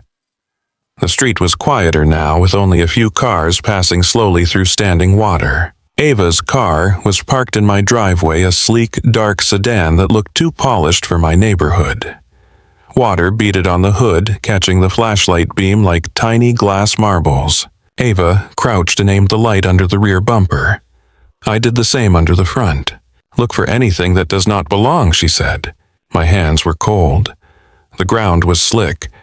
I moved the beam along the undercarriage, scanning for wires, boxes, anything taped or magnetized. Ava's breathing was controlled, but I could see tension in her shoulders. Then she froze. "Here," she said. I slid closer, flashlight following her finger. A small, black rectangle sat tucked near the frame, held in place with a magnet. It was clean, new, not part of the car. My pulse spiked. "That is it." Ava's face went pale, then steady. "Yes." I reached for it, hesitated, then pulled my hand back. "Should we touch it?" Ava's voice stayed calm. "We should, but we document it first." I pulled out my phone and took photos from different angles. Ava held the flashlight steady. The beam shook just a little. "Okay," I said. I carefully slid the device free. It was lighter than it looked. I turned it over. No markings. Just a serial number stamped into the plastic. Ava stared at it like it was a living thing. They were confident enough to do this. I felt anger rise sharp and immediate.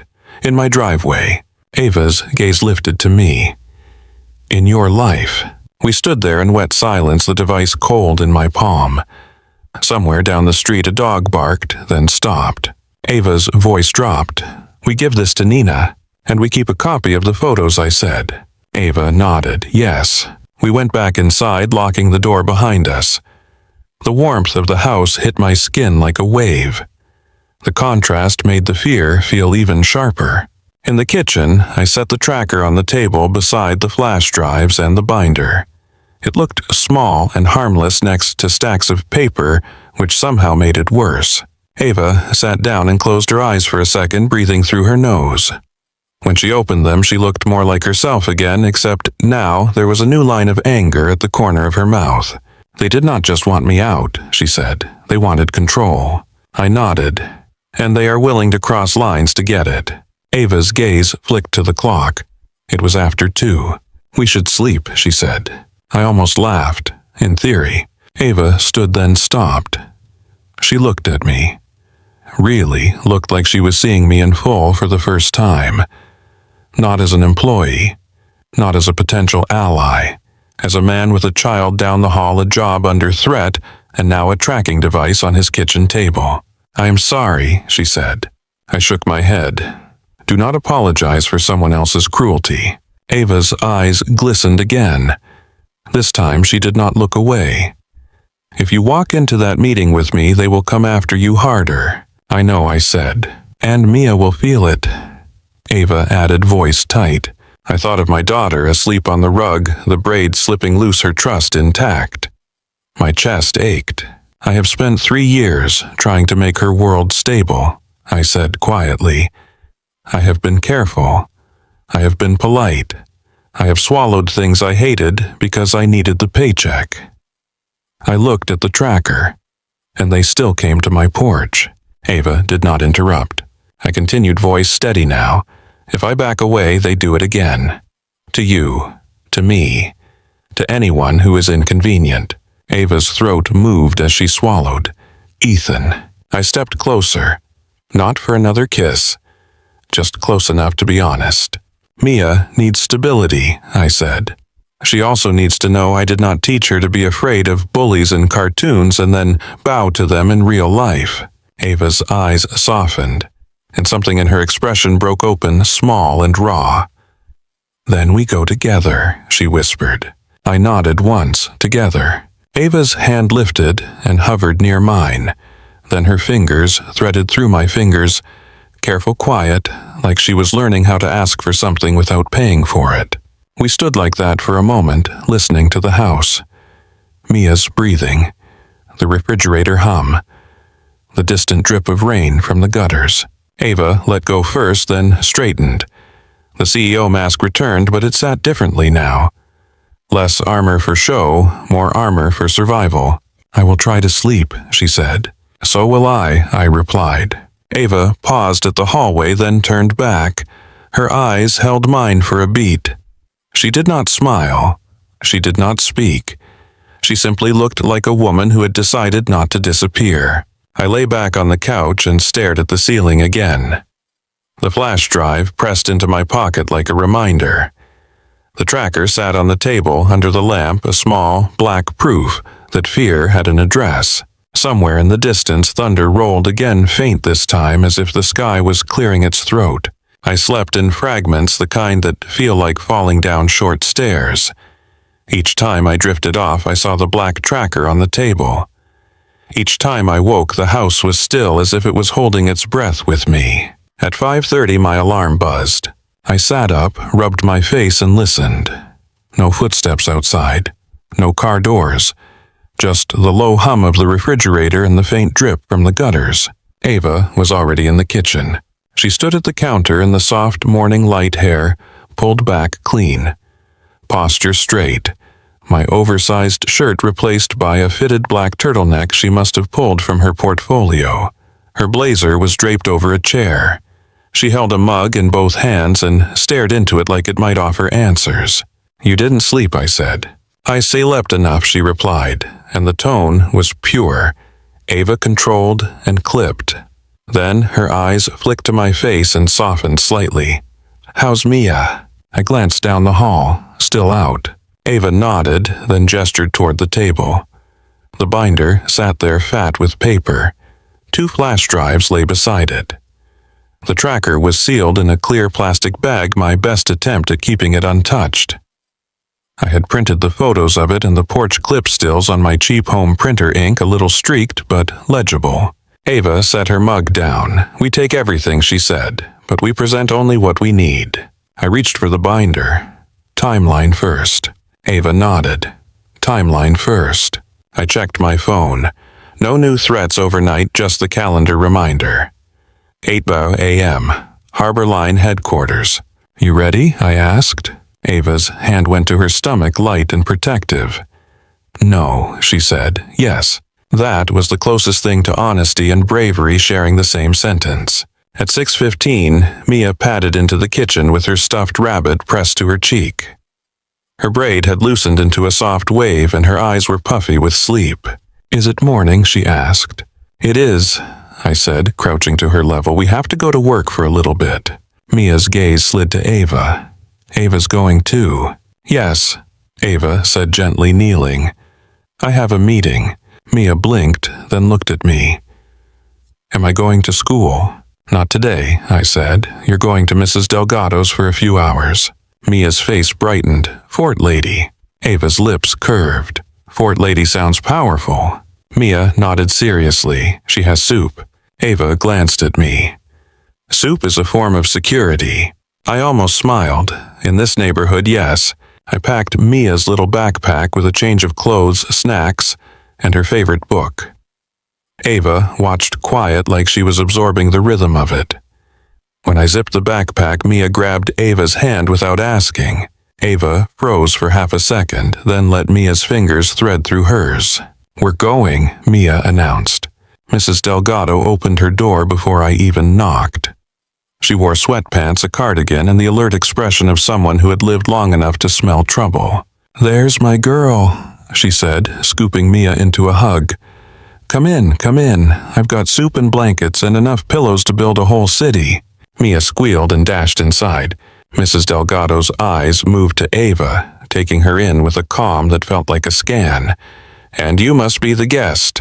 Ava stepped forward and offered her hand. Ava Sinclair. Mrs. Delgado shook it with a firm grip. Elena Delgado. You look like you've had a rough couple of days. Ava held her gaze. That's accurate. Mrs. Delgado's eyes flicked to me. Ethan, honey, you look like you're trying not to blink. I'm fine, I said automatically. Mrs. Delgado gave me a look that told me she did not buy lies, not even polite ones. I'll keep Mia safe, she said, voice steady. You do what you have to do. Mia ran back and rabbit under one arm. She hugged Ava around the waist hard and fast. Ava's breath caught. She bent down and returned the hug, careful. Be good, Ava whispered. Mia pulled back and squinted at her. Are you my daddy's girlfriend? My chest tightened. Ava's cheeks colored, but she did not look away. She crouched and met Mia's eyes. I'm your daddy's friend, she said softly, and I'm your friend too. Mia considered this, then nodded once like it was a contract. Okay, don't be mean to him. Ava's mouth twitched. I won't. Mia seemed satisfied and ran back to Mrs. Delgado, already asking where the fort would be built.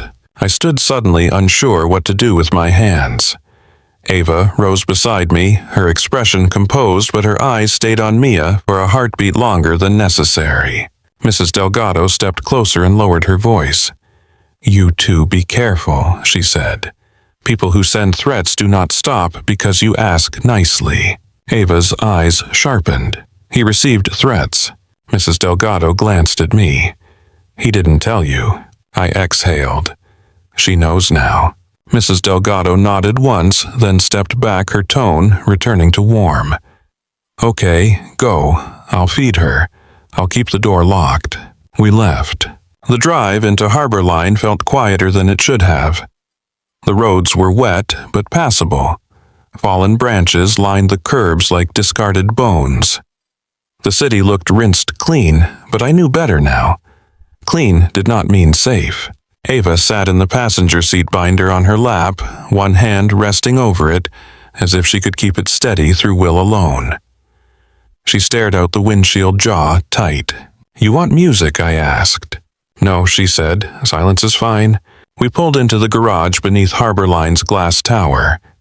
The building looked the same as always, sleek and confident, as if storms only happened to other places. My badge worked. That surprised me more than it should have. In the elevator, Ava adjusted her blazer and lifted her chin. The CEO mask settled into place, but I could still see the woman under it. The one who had stood on my porch and said I'm pregnant like it was both a confession and a threat. The elevator opened to the executive floor. The carpet smelled like cleaner. The air was too cold. 2 people stood near the conference room doors. One was Gordon Vale. The other was a security manager I recognized from Quarterly. All hands, a man who liked to talk about safety culture while watching everyone's hands. Gordon's smile appeared the moment he saw Ava. It was polite, practiced, and empty. "Ava," he said, "I'm glad you could make it." Ava did not slow down. "Good morning." Gordon's gaze slid to me. The smile did not change, but the temperature in his eyes did. "Ethan Brooks," he said. "You're early." "I was invited," I said, though we both knew I wasn't. Gordon took a small step toward me. "This is an executive session," he said. "You are not on the agenda." Ava stopped. "He's with me." Gordon's brows lifted just a fraction. "He is not authorized." "He is authorized," Ava replied, voice even. "He is a senior product lead with access to records relevant to this discussion." Gordon's gaze flicked to the binder, records. Ava held his eyes, yes. The security manager shifted his weight, watching Gordon for cues. Gordon's voice stayed smooth. "We can discuss your concerns with counsel.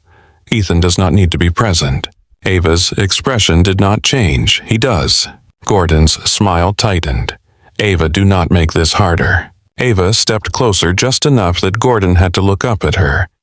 "I'm not the one making it hard," she said quietly. "Open the doors." For a moment, Gordon held her gaze.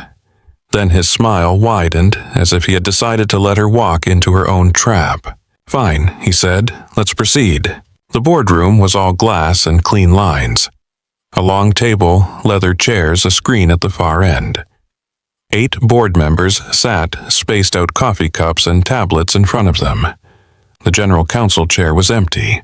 When Ava walked in, the room's energy shifted. People straightened. Eyes sharpened. A few faces carried surprise, like they had expected her to arrive alone or not at all. Ava took her seat at the head of the table. I sat one chair to her right, slightly back close enough to hand her what she needed. My palms were damp. I wiped them against my slacks under the table. Gordon took a seat opposite her, casual, as if this were routine. He clasped his hands. "Thank you all for joining on short notice," he began. "Given recent developments, we need to address leadership stability and organizational direction." Ava's voice cut through calm. "Before you proceed, we need to address board conduct." The room stilled. Gordon's smile returned. "Ava, this is not the time for personal grievances." "This is the exact time," Ava said, and slid a flash drive onto the table. The small click of plastic against wood sounded loud in the silence. "We have evidence that the board has been preparing to remove me under the pretext of restructuring due to my pregnancy, and we have evidence of retaliatory behavior aimed at anyone who supports my right to remain in my role." A board member with silver hair leaned forward. "Pregnancy," she repeated as if the word itself had weight. Gordon's expression stayed smooth. "This is inappropriate." Ava looked at him without blinking. "It is accurate." Gordon turned to the others. "We are here to ensure the company is protected." Ava nodded once. "So am I." She looked at me. "Ethan." I stood, walked to the screen, and plugged in the flash drive. My hands were steady now because movement gave them something to do. The screen lit up with a simple title slide timeline of board actions and communications. Gordon's eyes narrowed. "This is not an approved presentation." "It is now," Ava said. I clicked through. The first section showed dates clean and undeniable. The day Ava left early for a medical appointment. The board minutes that same day mentioning leadership succession options. The investor talking points 2 days later using the phrase leadership continuity. The restructured draft created weeks before anyone supposedly knew anything. Ava spoke, while the slides moved, her voice steady, precise. They began restructuring discussions the day of my medical appointment. Not after I announced anything publicly. Not after a performance issue. On that day, a board member frowned. How would anyone know the nature of her appointment? Ava's gaze did not move. That is part of the problem. I clicked to the next section. Email excerpts. Gordon's own language repeated over months, building a narrative. Availability. Optics. Market comfort. Ava's voice stayed calm. This is how discrimination happens in rooms like this. You never say the word, you just let people feel it. Gordon scoffed softly. This is interpretation. Ava nodded. Then interpret this. I clicked to a screenshot of Gordon's email to me. Subject, your employment status. The line about termination for cause. My throat tightened as I saw it projected large on the screen. A board member looked at Gordon. You emailed an employee about misconduct for supporting the CEO. Gordon spread his hands. He inserted himself into executive matters. Ava leaned forward slightly. He assisted me in documenting board actions that directly impact company governance. Threatening termination is retaliation. Gordon's jaw tightened. This is not retaliation, this is policy. Ava lifted her chin. Then explained the anonymous threats. I clicked to screenshots of the unknown number messages. Last warning. Terminated for cause. The timestamps. A murmur passed through the room. Gordon's face stayed composed. Anyone can fabricate a text. Ava's voice did not rise. Then explain the tracker. I clicked to the photos taken under Ava's car. The small black device on the frame. Then a close-up of the serial number. Silence landed hard. A board member with a tight bun stared at the screen. What is that? Ava's gaze held the room. A GPS tracker attached to my vehicle while I was traveling during the storm. We removed it in Ethan's driveway last night. Gordon's voice sharpened. This is absurd. Ava's eyes flicked to him. Is it? Then you should welcome an investigation. The silver-haired board member leaned back, lips pressed together. Where is Nina Park? She asked. Gordon's smile returned strained. She is unavailable this morning. Ava's expression did not change. Convenient. I clicked to the next section, payments. The vendor name. The invoice with advisory services. The suite address. Then the screenshot of the virtual office company page showing mail, forwarding, and temporary suites. Ava spoke quietly. We have payments moving to a vendor that has no onboarding record in our system. No contract. No approval trail. A ghost address. A board member tapped his tablet, frowning. This should be an audit. Gordon shifted in his chair. The finance department handles vendor compliance. Ava's gaze stayed steady. Finance does not approve board spending. You do. I clicked to the holiday party photo, zoomed in. Gordon's face visible intent. The blurred profile of Miles Kerr beside him. Ava's voice stayed even. And then we have this. She looked directly at Gordon. Why were you meeting with Miles Kerr at our holiday party? Gordon's smile tightened. Who is Miles Kerr? I heard a small intake of breath from someone down the table, the sound of recognition. A board member with glasses frowned. That name is familiar. I spoke before I could stop myself. He's affiliated with Redwood Dynamics. The room's attention snapped to me. I felt my face heat, but I kept going.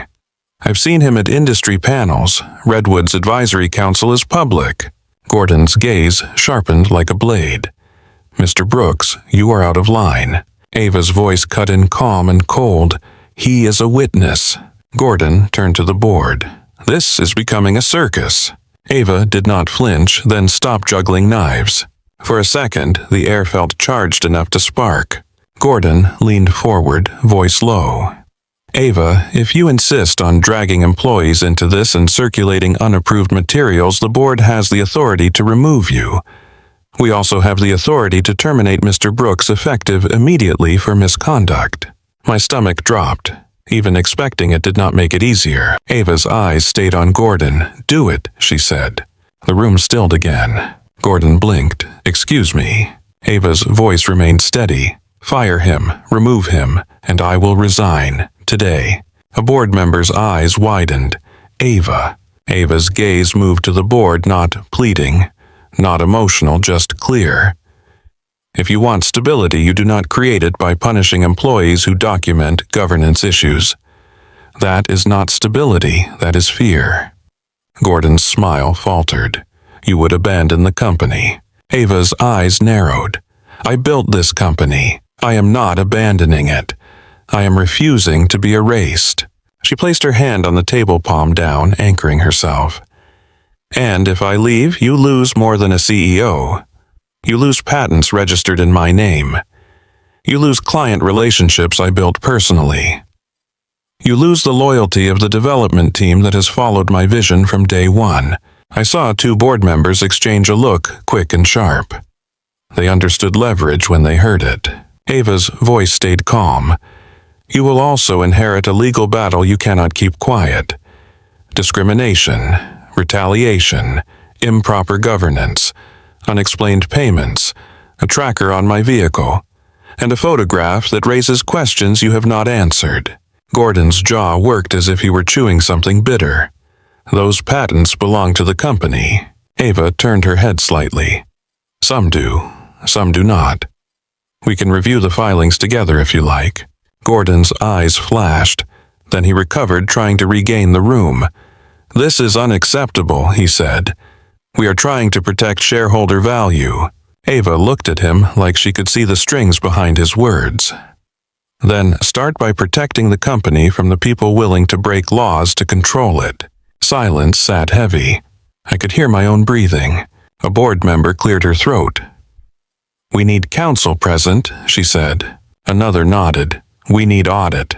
The silver-haired member looked directly at Gordon. We also need Nina Park. Gordon's expression tightened into something brittle. We can recess and reconvene. Ava nodded once. Recess, and issue a litigation hold on all communications payments and security logs, effective immediately. Gordon stared at her. For a moment, he looked like a man who had expected an easy win and instead found a locked door. We will deliberate, he said finally, each word forced through his teeth. Ava stood. I stood with her binder under my arm flash drive in my pocket. My legs felt unsteady, but my posture stayed upright because Ava's did. As we walked out, Gordon's voice followed quieter, now meant for our backs. This ends badly for you. Ava did not turn around. It already ended badly, she replied and kept walking. In the hallway, the air felt colder. My heartbeat was still in my ears. Ava's breathing was controlled, but her fingers trembled slightly as she adjusted the binder against her hip. I reached toward her hand, then stopped. Cameras, eyes, rules. Ava glanced at me, reading the impulse anyway. Her expression shifted just for a second, something warm under the steel. Then it was gone, replaced by focus. We kept moving, step by step, through the glass hallways of the company she had built, carrying our evidence like it weighed less than the silence we had just broken. The door to the stairwell swung shut behind us, and the sound of it sealed the meeting away like a secret. For the first time since dawn, Ava's shoulders dropped. Not much, just enough to show the weight she had been carrying with her spine. Fluorescent lights hummed overhead. The concrete smelled faintly of dust and old rain. I let out a breath I did not remember holding. You didn't blink, I said. Ava gave a short laugh that sounded like it belonged to someone else. Neither did you. My hands were still shaking. I tucked them into my pockets and stared at the metal steps, forcing my body to slow down. He was ready to fire me. Ava's eyes stayed forward. He wanted you to flinch. I almost did, I admitted. Ava turned then, and the look she gave me was steady and close to gentle. You didn't. Footsteps echoed somewhere above us. A door opened and closed. We fell silent until the sound faded. Ava shifted the binder higher against her hip. We go to Nina, she said. In person, I asked. Ava nodded once. No more calls, no more messages. We moved through the executive corridor like everything was normal, like we were heading to another meeting with polite agendas. People glanced up from desks and looked away quickly. The building had its own kind of weather, and you could feel when it changed. Nina Park's office sat near the end of the hall, tucked behind frosted glass and a receptionist desk that was suddenly empty. Ava did not slow. She knocked once and opened the door. Nina stood behind her desk with her phone in hand, face pale as if she had been expecting a flood, and it arrived anyway. She looked at Ava, then at me, then at the binder. "You brought him," Nina said quietly. Ava stepped inside and closed the door. "He's part of this now." Nina's gaze held mine. I told Ava I could help, but I also told her there are limits. I nodded. "I'm not here to make your job harder." Nina's mouth tightened. That would be a first for someone in this building. Ava set the binder on Nina's desk. They recessed. "They tried to move without you." Nina's eyes flashed. "Of course they did." Ava leaned forward. "You said they would hide behind process. They just tried to weaponize it in real time." Nina exhaled slowly and stepped around her desk. "Show me what you have." We opened the binder together. Nina moved through the pages with the speed of someone who could read a contract in one pass and hear the lie between commas. When she reached the tracker photos, her jaw tightened. "That is criminal," she said. Ava's voice stayed calm. "It was removed from my car in Ethan's driveway." Nina looked at me. "You photographed it before touching it." "Yes," I said. "Multiple angles, time-stamped." Nina nodded once, satisfied. She flipped to the payment section and paused at the virtual office address. "This is sloppy," she murmured. Ava's eyes narrowed. "Sloppy or rushed?" Nina looked up. "Both." "Gordon has been pushing for speed. He asked me to draft language for removal that would look voluntary. When I refused, he tried to route it through an outside firm." Ava's gaze sharpened. "Which firm?" Nina hesitated, then pulled a legal pad from her desk drawer and wrote a name down. She slid it toward Ava without speaking. Ava read it and went still. "They represent Redwood," she said, voice low. Nina's expression tightened. "That is what I suspected, but I had no proof until this morning." I felt the blood drain from my face. The holiday photo, the ghost vendor, the outside firm. The pieces were locking into place with a cold click. Nina turned the legal pad back to herself and wrote another line. "One more thing," she said. "Gordon has been meeting privately with a partner from a fund called Northline Capital." Ava's head tilted. "Northline holds shares." Nina nodded. "Not a lot publicly, but enough to lean. They want influence without visibility." Ava stared at the wall for a beat, then looked at Nina. "Is Northline connected to Redwood?" Nina did not answer immediately. She walked to her computer, typed, and turned the screen toward us. A filing, a set of disclosures, names listed in small print. Ava read it, then lifted her gaze. "A Northline partner sits on Redwood's board." Nina nodded once. "That is the bridge." My stomach turned. It was worse than I thought. Not a single bad actor. A network. Money and influence threaded together through polite titles. Ava pressed her fingers to her temple. "They were never trying to protect the company," she said softly. "They were trying to extract it." Nina's voice stayed practical. "Which means you do not treat this like a workplace dispute. You treat it like governance misconduct and potential theft of trade secrets." Ava looked at me. "Did you hear that?" I nodded. My throat felt tight. I heard it. Nina's gaze returned to me. "Ethan, you need to be careful. Gordon will try to turn you into the scandal so the substance disappears." The word scandal made my skin prickle. Ava's posture straightened. "He already tried." Nina moved back to her desk and opened a drawer. "I am issuing a litigation hold now," she said. "All board communications, all vendor payments, all security logs, all access records. If anyone deletes anything after this, it becomes a different kind of problem." Ava's voice was flat. "He will still try." Nina nodded. "Then we document every attempt." Nina's fingers flew over her keyboard. The printer whirred to life. While she worked, Ava stood beside the window looking out at the city. Her hand rested lightly against her stomach, less like fear now and more like promise. My phone buzzed. From Human Resources, subject mandatory compliance meeting. My mouth went dry. I opened it. The language was polite, full of concern. A routine review, a brief meeting, a reminder of confidentiality obligations, attendance required. Ava saw my expression and stepped closer. "What is it?" I handed her the phone. Her eyes hardened. He moved fast. Nina turned from her computer. "He is trying to create a second track," she said. "One track is removing Ava. The other is discrediting you." I swallowed. "I have a kid. I can't afford to get blacklisted." Nina's gaze held mine. "Then you do not go alone. You do not speak without counsel. You do not sign anything. You bring me."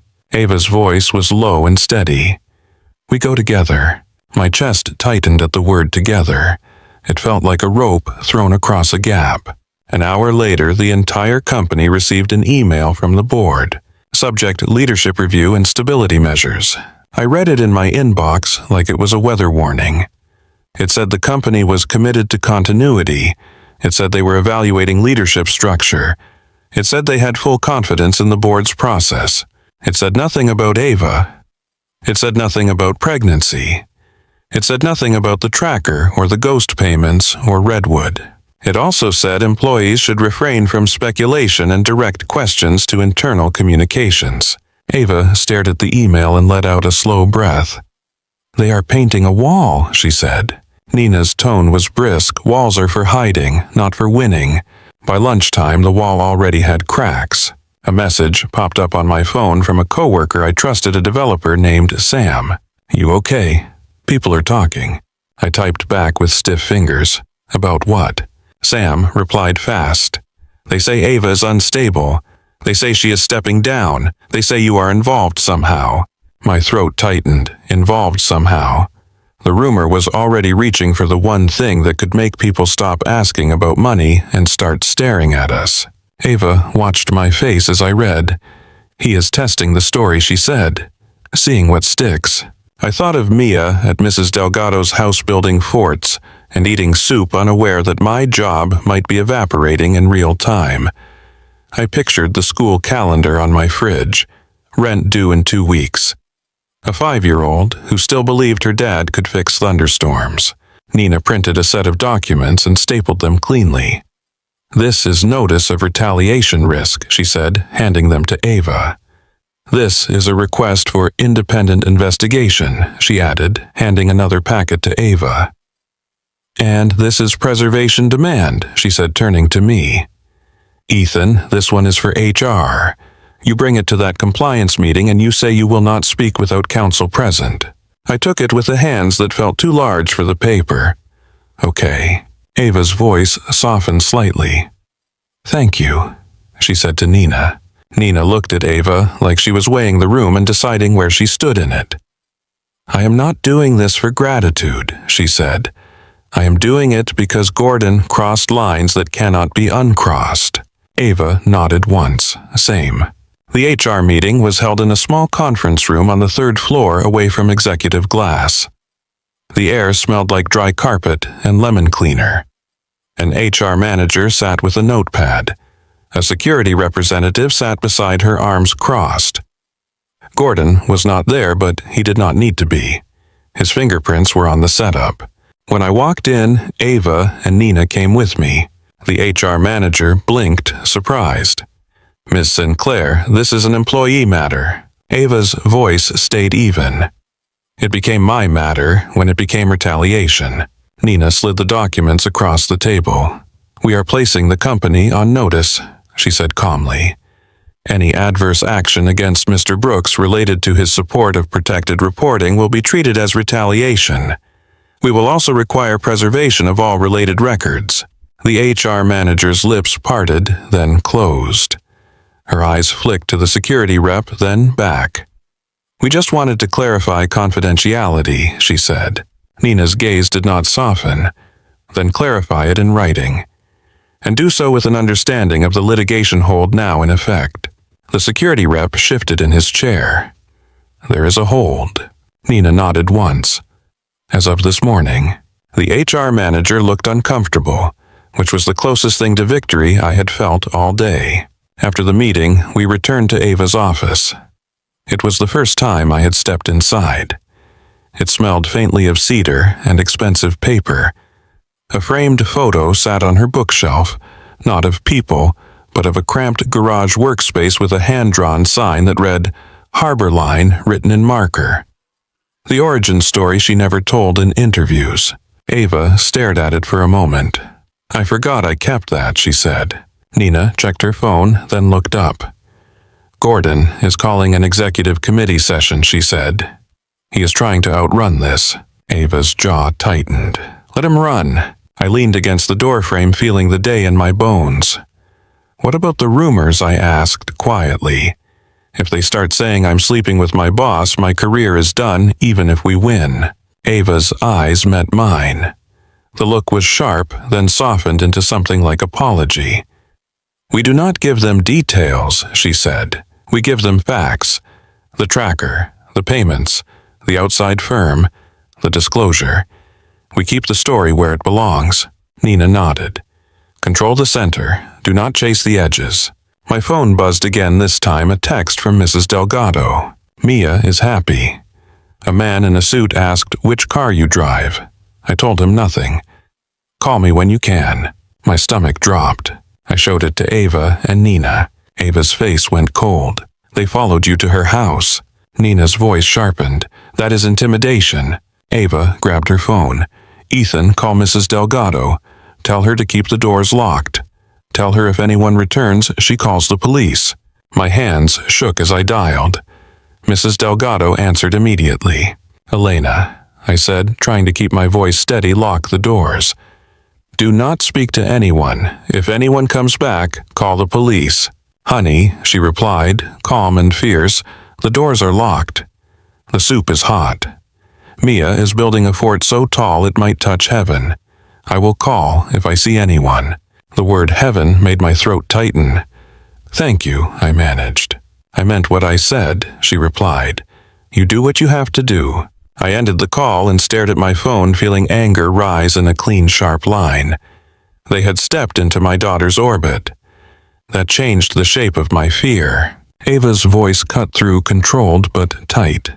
"They want you to panic," she said.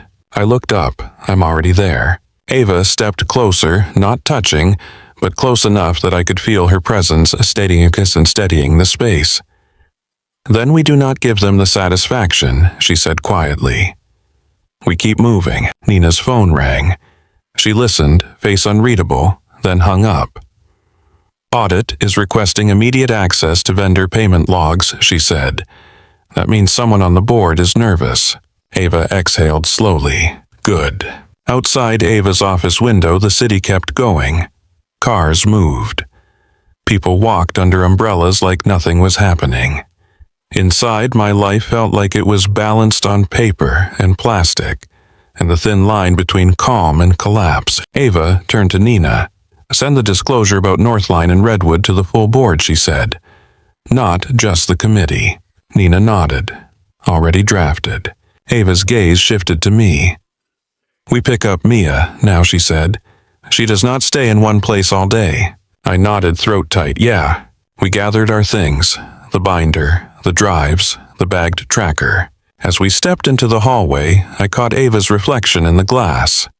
Her chin was lifted, shoulders squared, eyes forward. The CEO, everyone knew. But when she looked at me just for a breath, the hardness eased.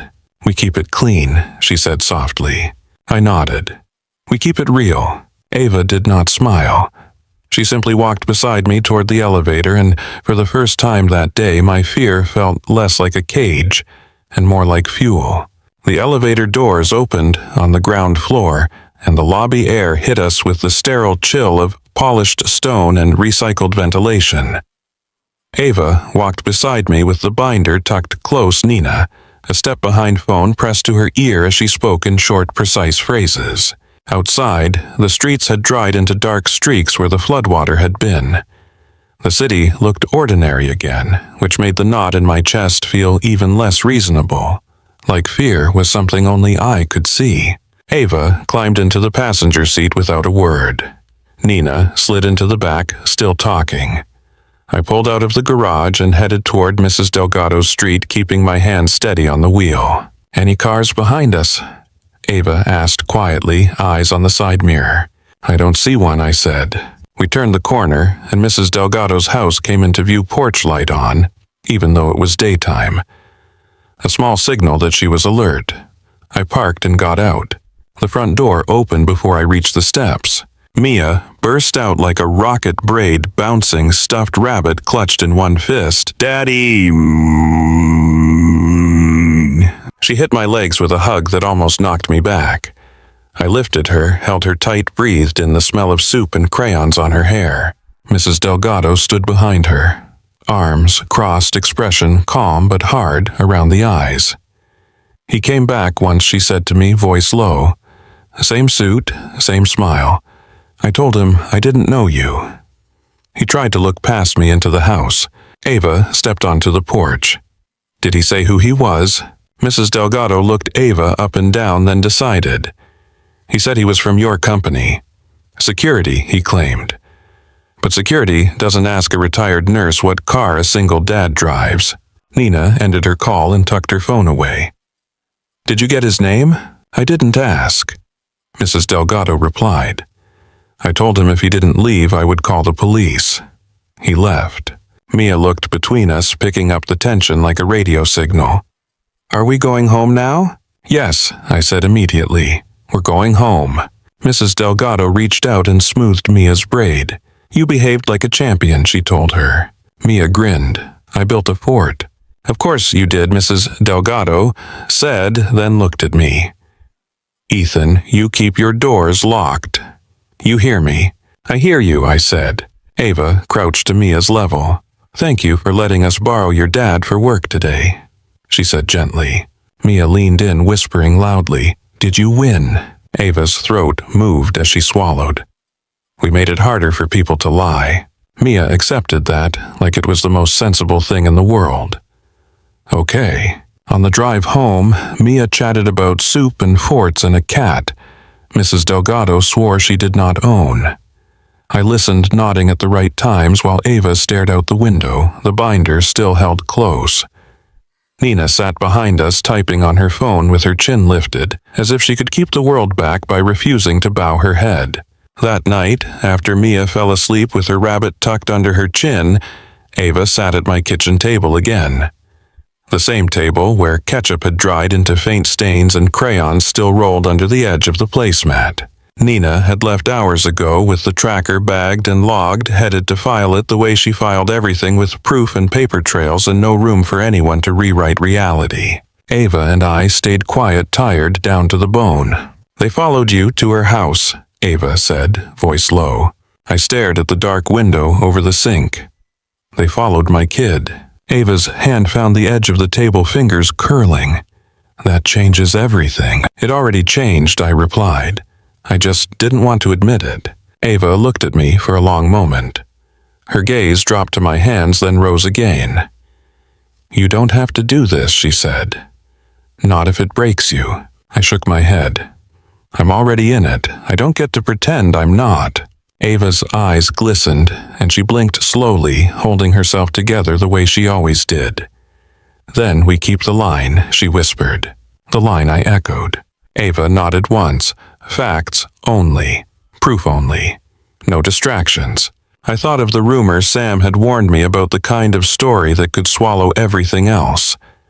I felt my face heat in the dark, not from shame, but from the fury of being used like a prop. Ava leaned forward slightly.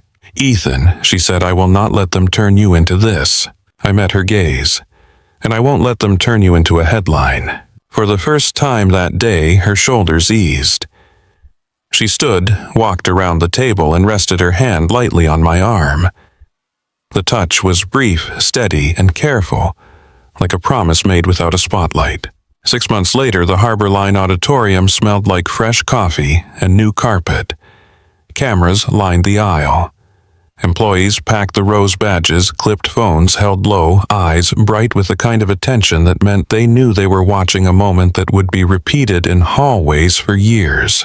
Ava stood at the podium in a tailored maternity dress, Her belly, unmistakable, now no longer something she could hide behind a blazer. The stage lights caught the curve and made it look like a declaration. Behind her, the company logo glowed on the screen. In the front row, I sat with Mia on my knee. She wore a white shirt that said Big Sister in training in block letters.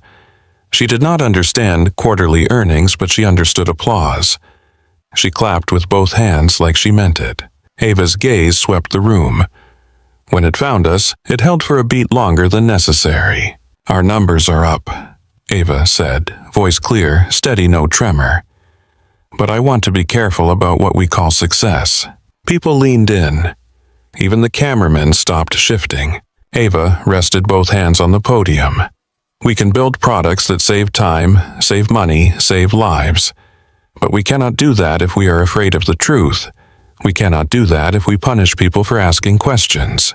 A murmur moved through the room, agreement and relief tangled together. The board chair seat was empty. Gordon Vale had resigned 3 weeks after audit began pulling vendor logs, and external counsel started asking why a virtual office address had received so many payments. The official press release called it a personal decision. The subpoena that arrived later did not. Ava continued, voice calm. "I'm still here because people chose integrity over convenience." Her eyes flicked to Nina in the side aisle, standing with arms folded, expression unreadable, the closest thing to a smile at the corner of her mouth. "And I'm still here," Ava added, "because someone stood next to me when it would have been easier to step back." Her gaze found mine again. Heat rose in my throat, tight and sudden. Mia leaned into my chest and whispered, "That's you." I kissed the top of her head. "Yeah," I whispered back, "that's us." That evening, the house felt different. Not because the walls changed, though they had. The broken oak was gone from the yard, replaced by a clean patch of soil and a young sapling supported by stakes. Inside, the master bedroom held a new bed, wider and sturdier, the kind that did not make you feel like you had to fold yourself smaller to fit.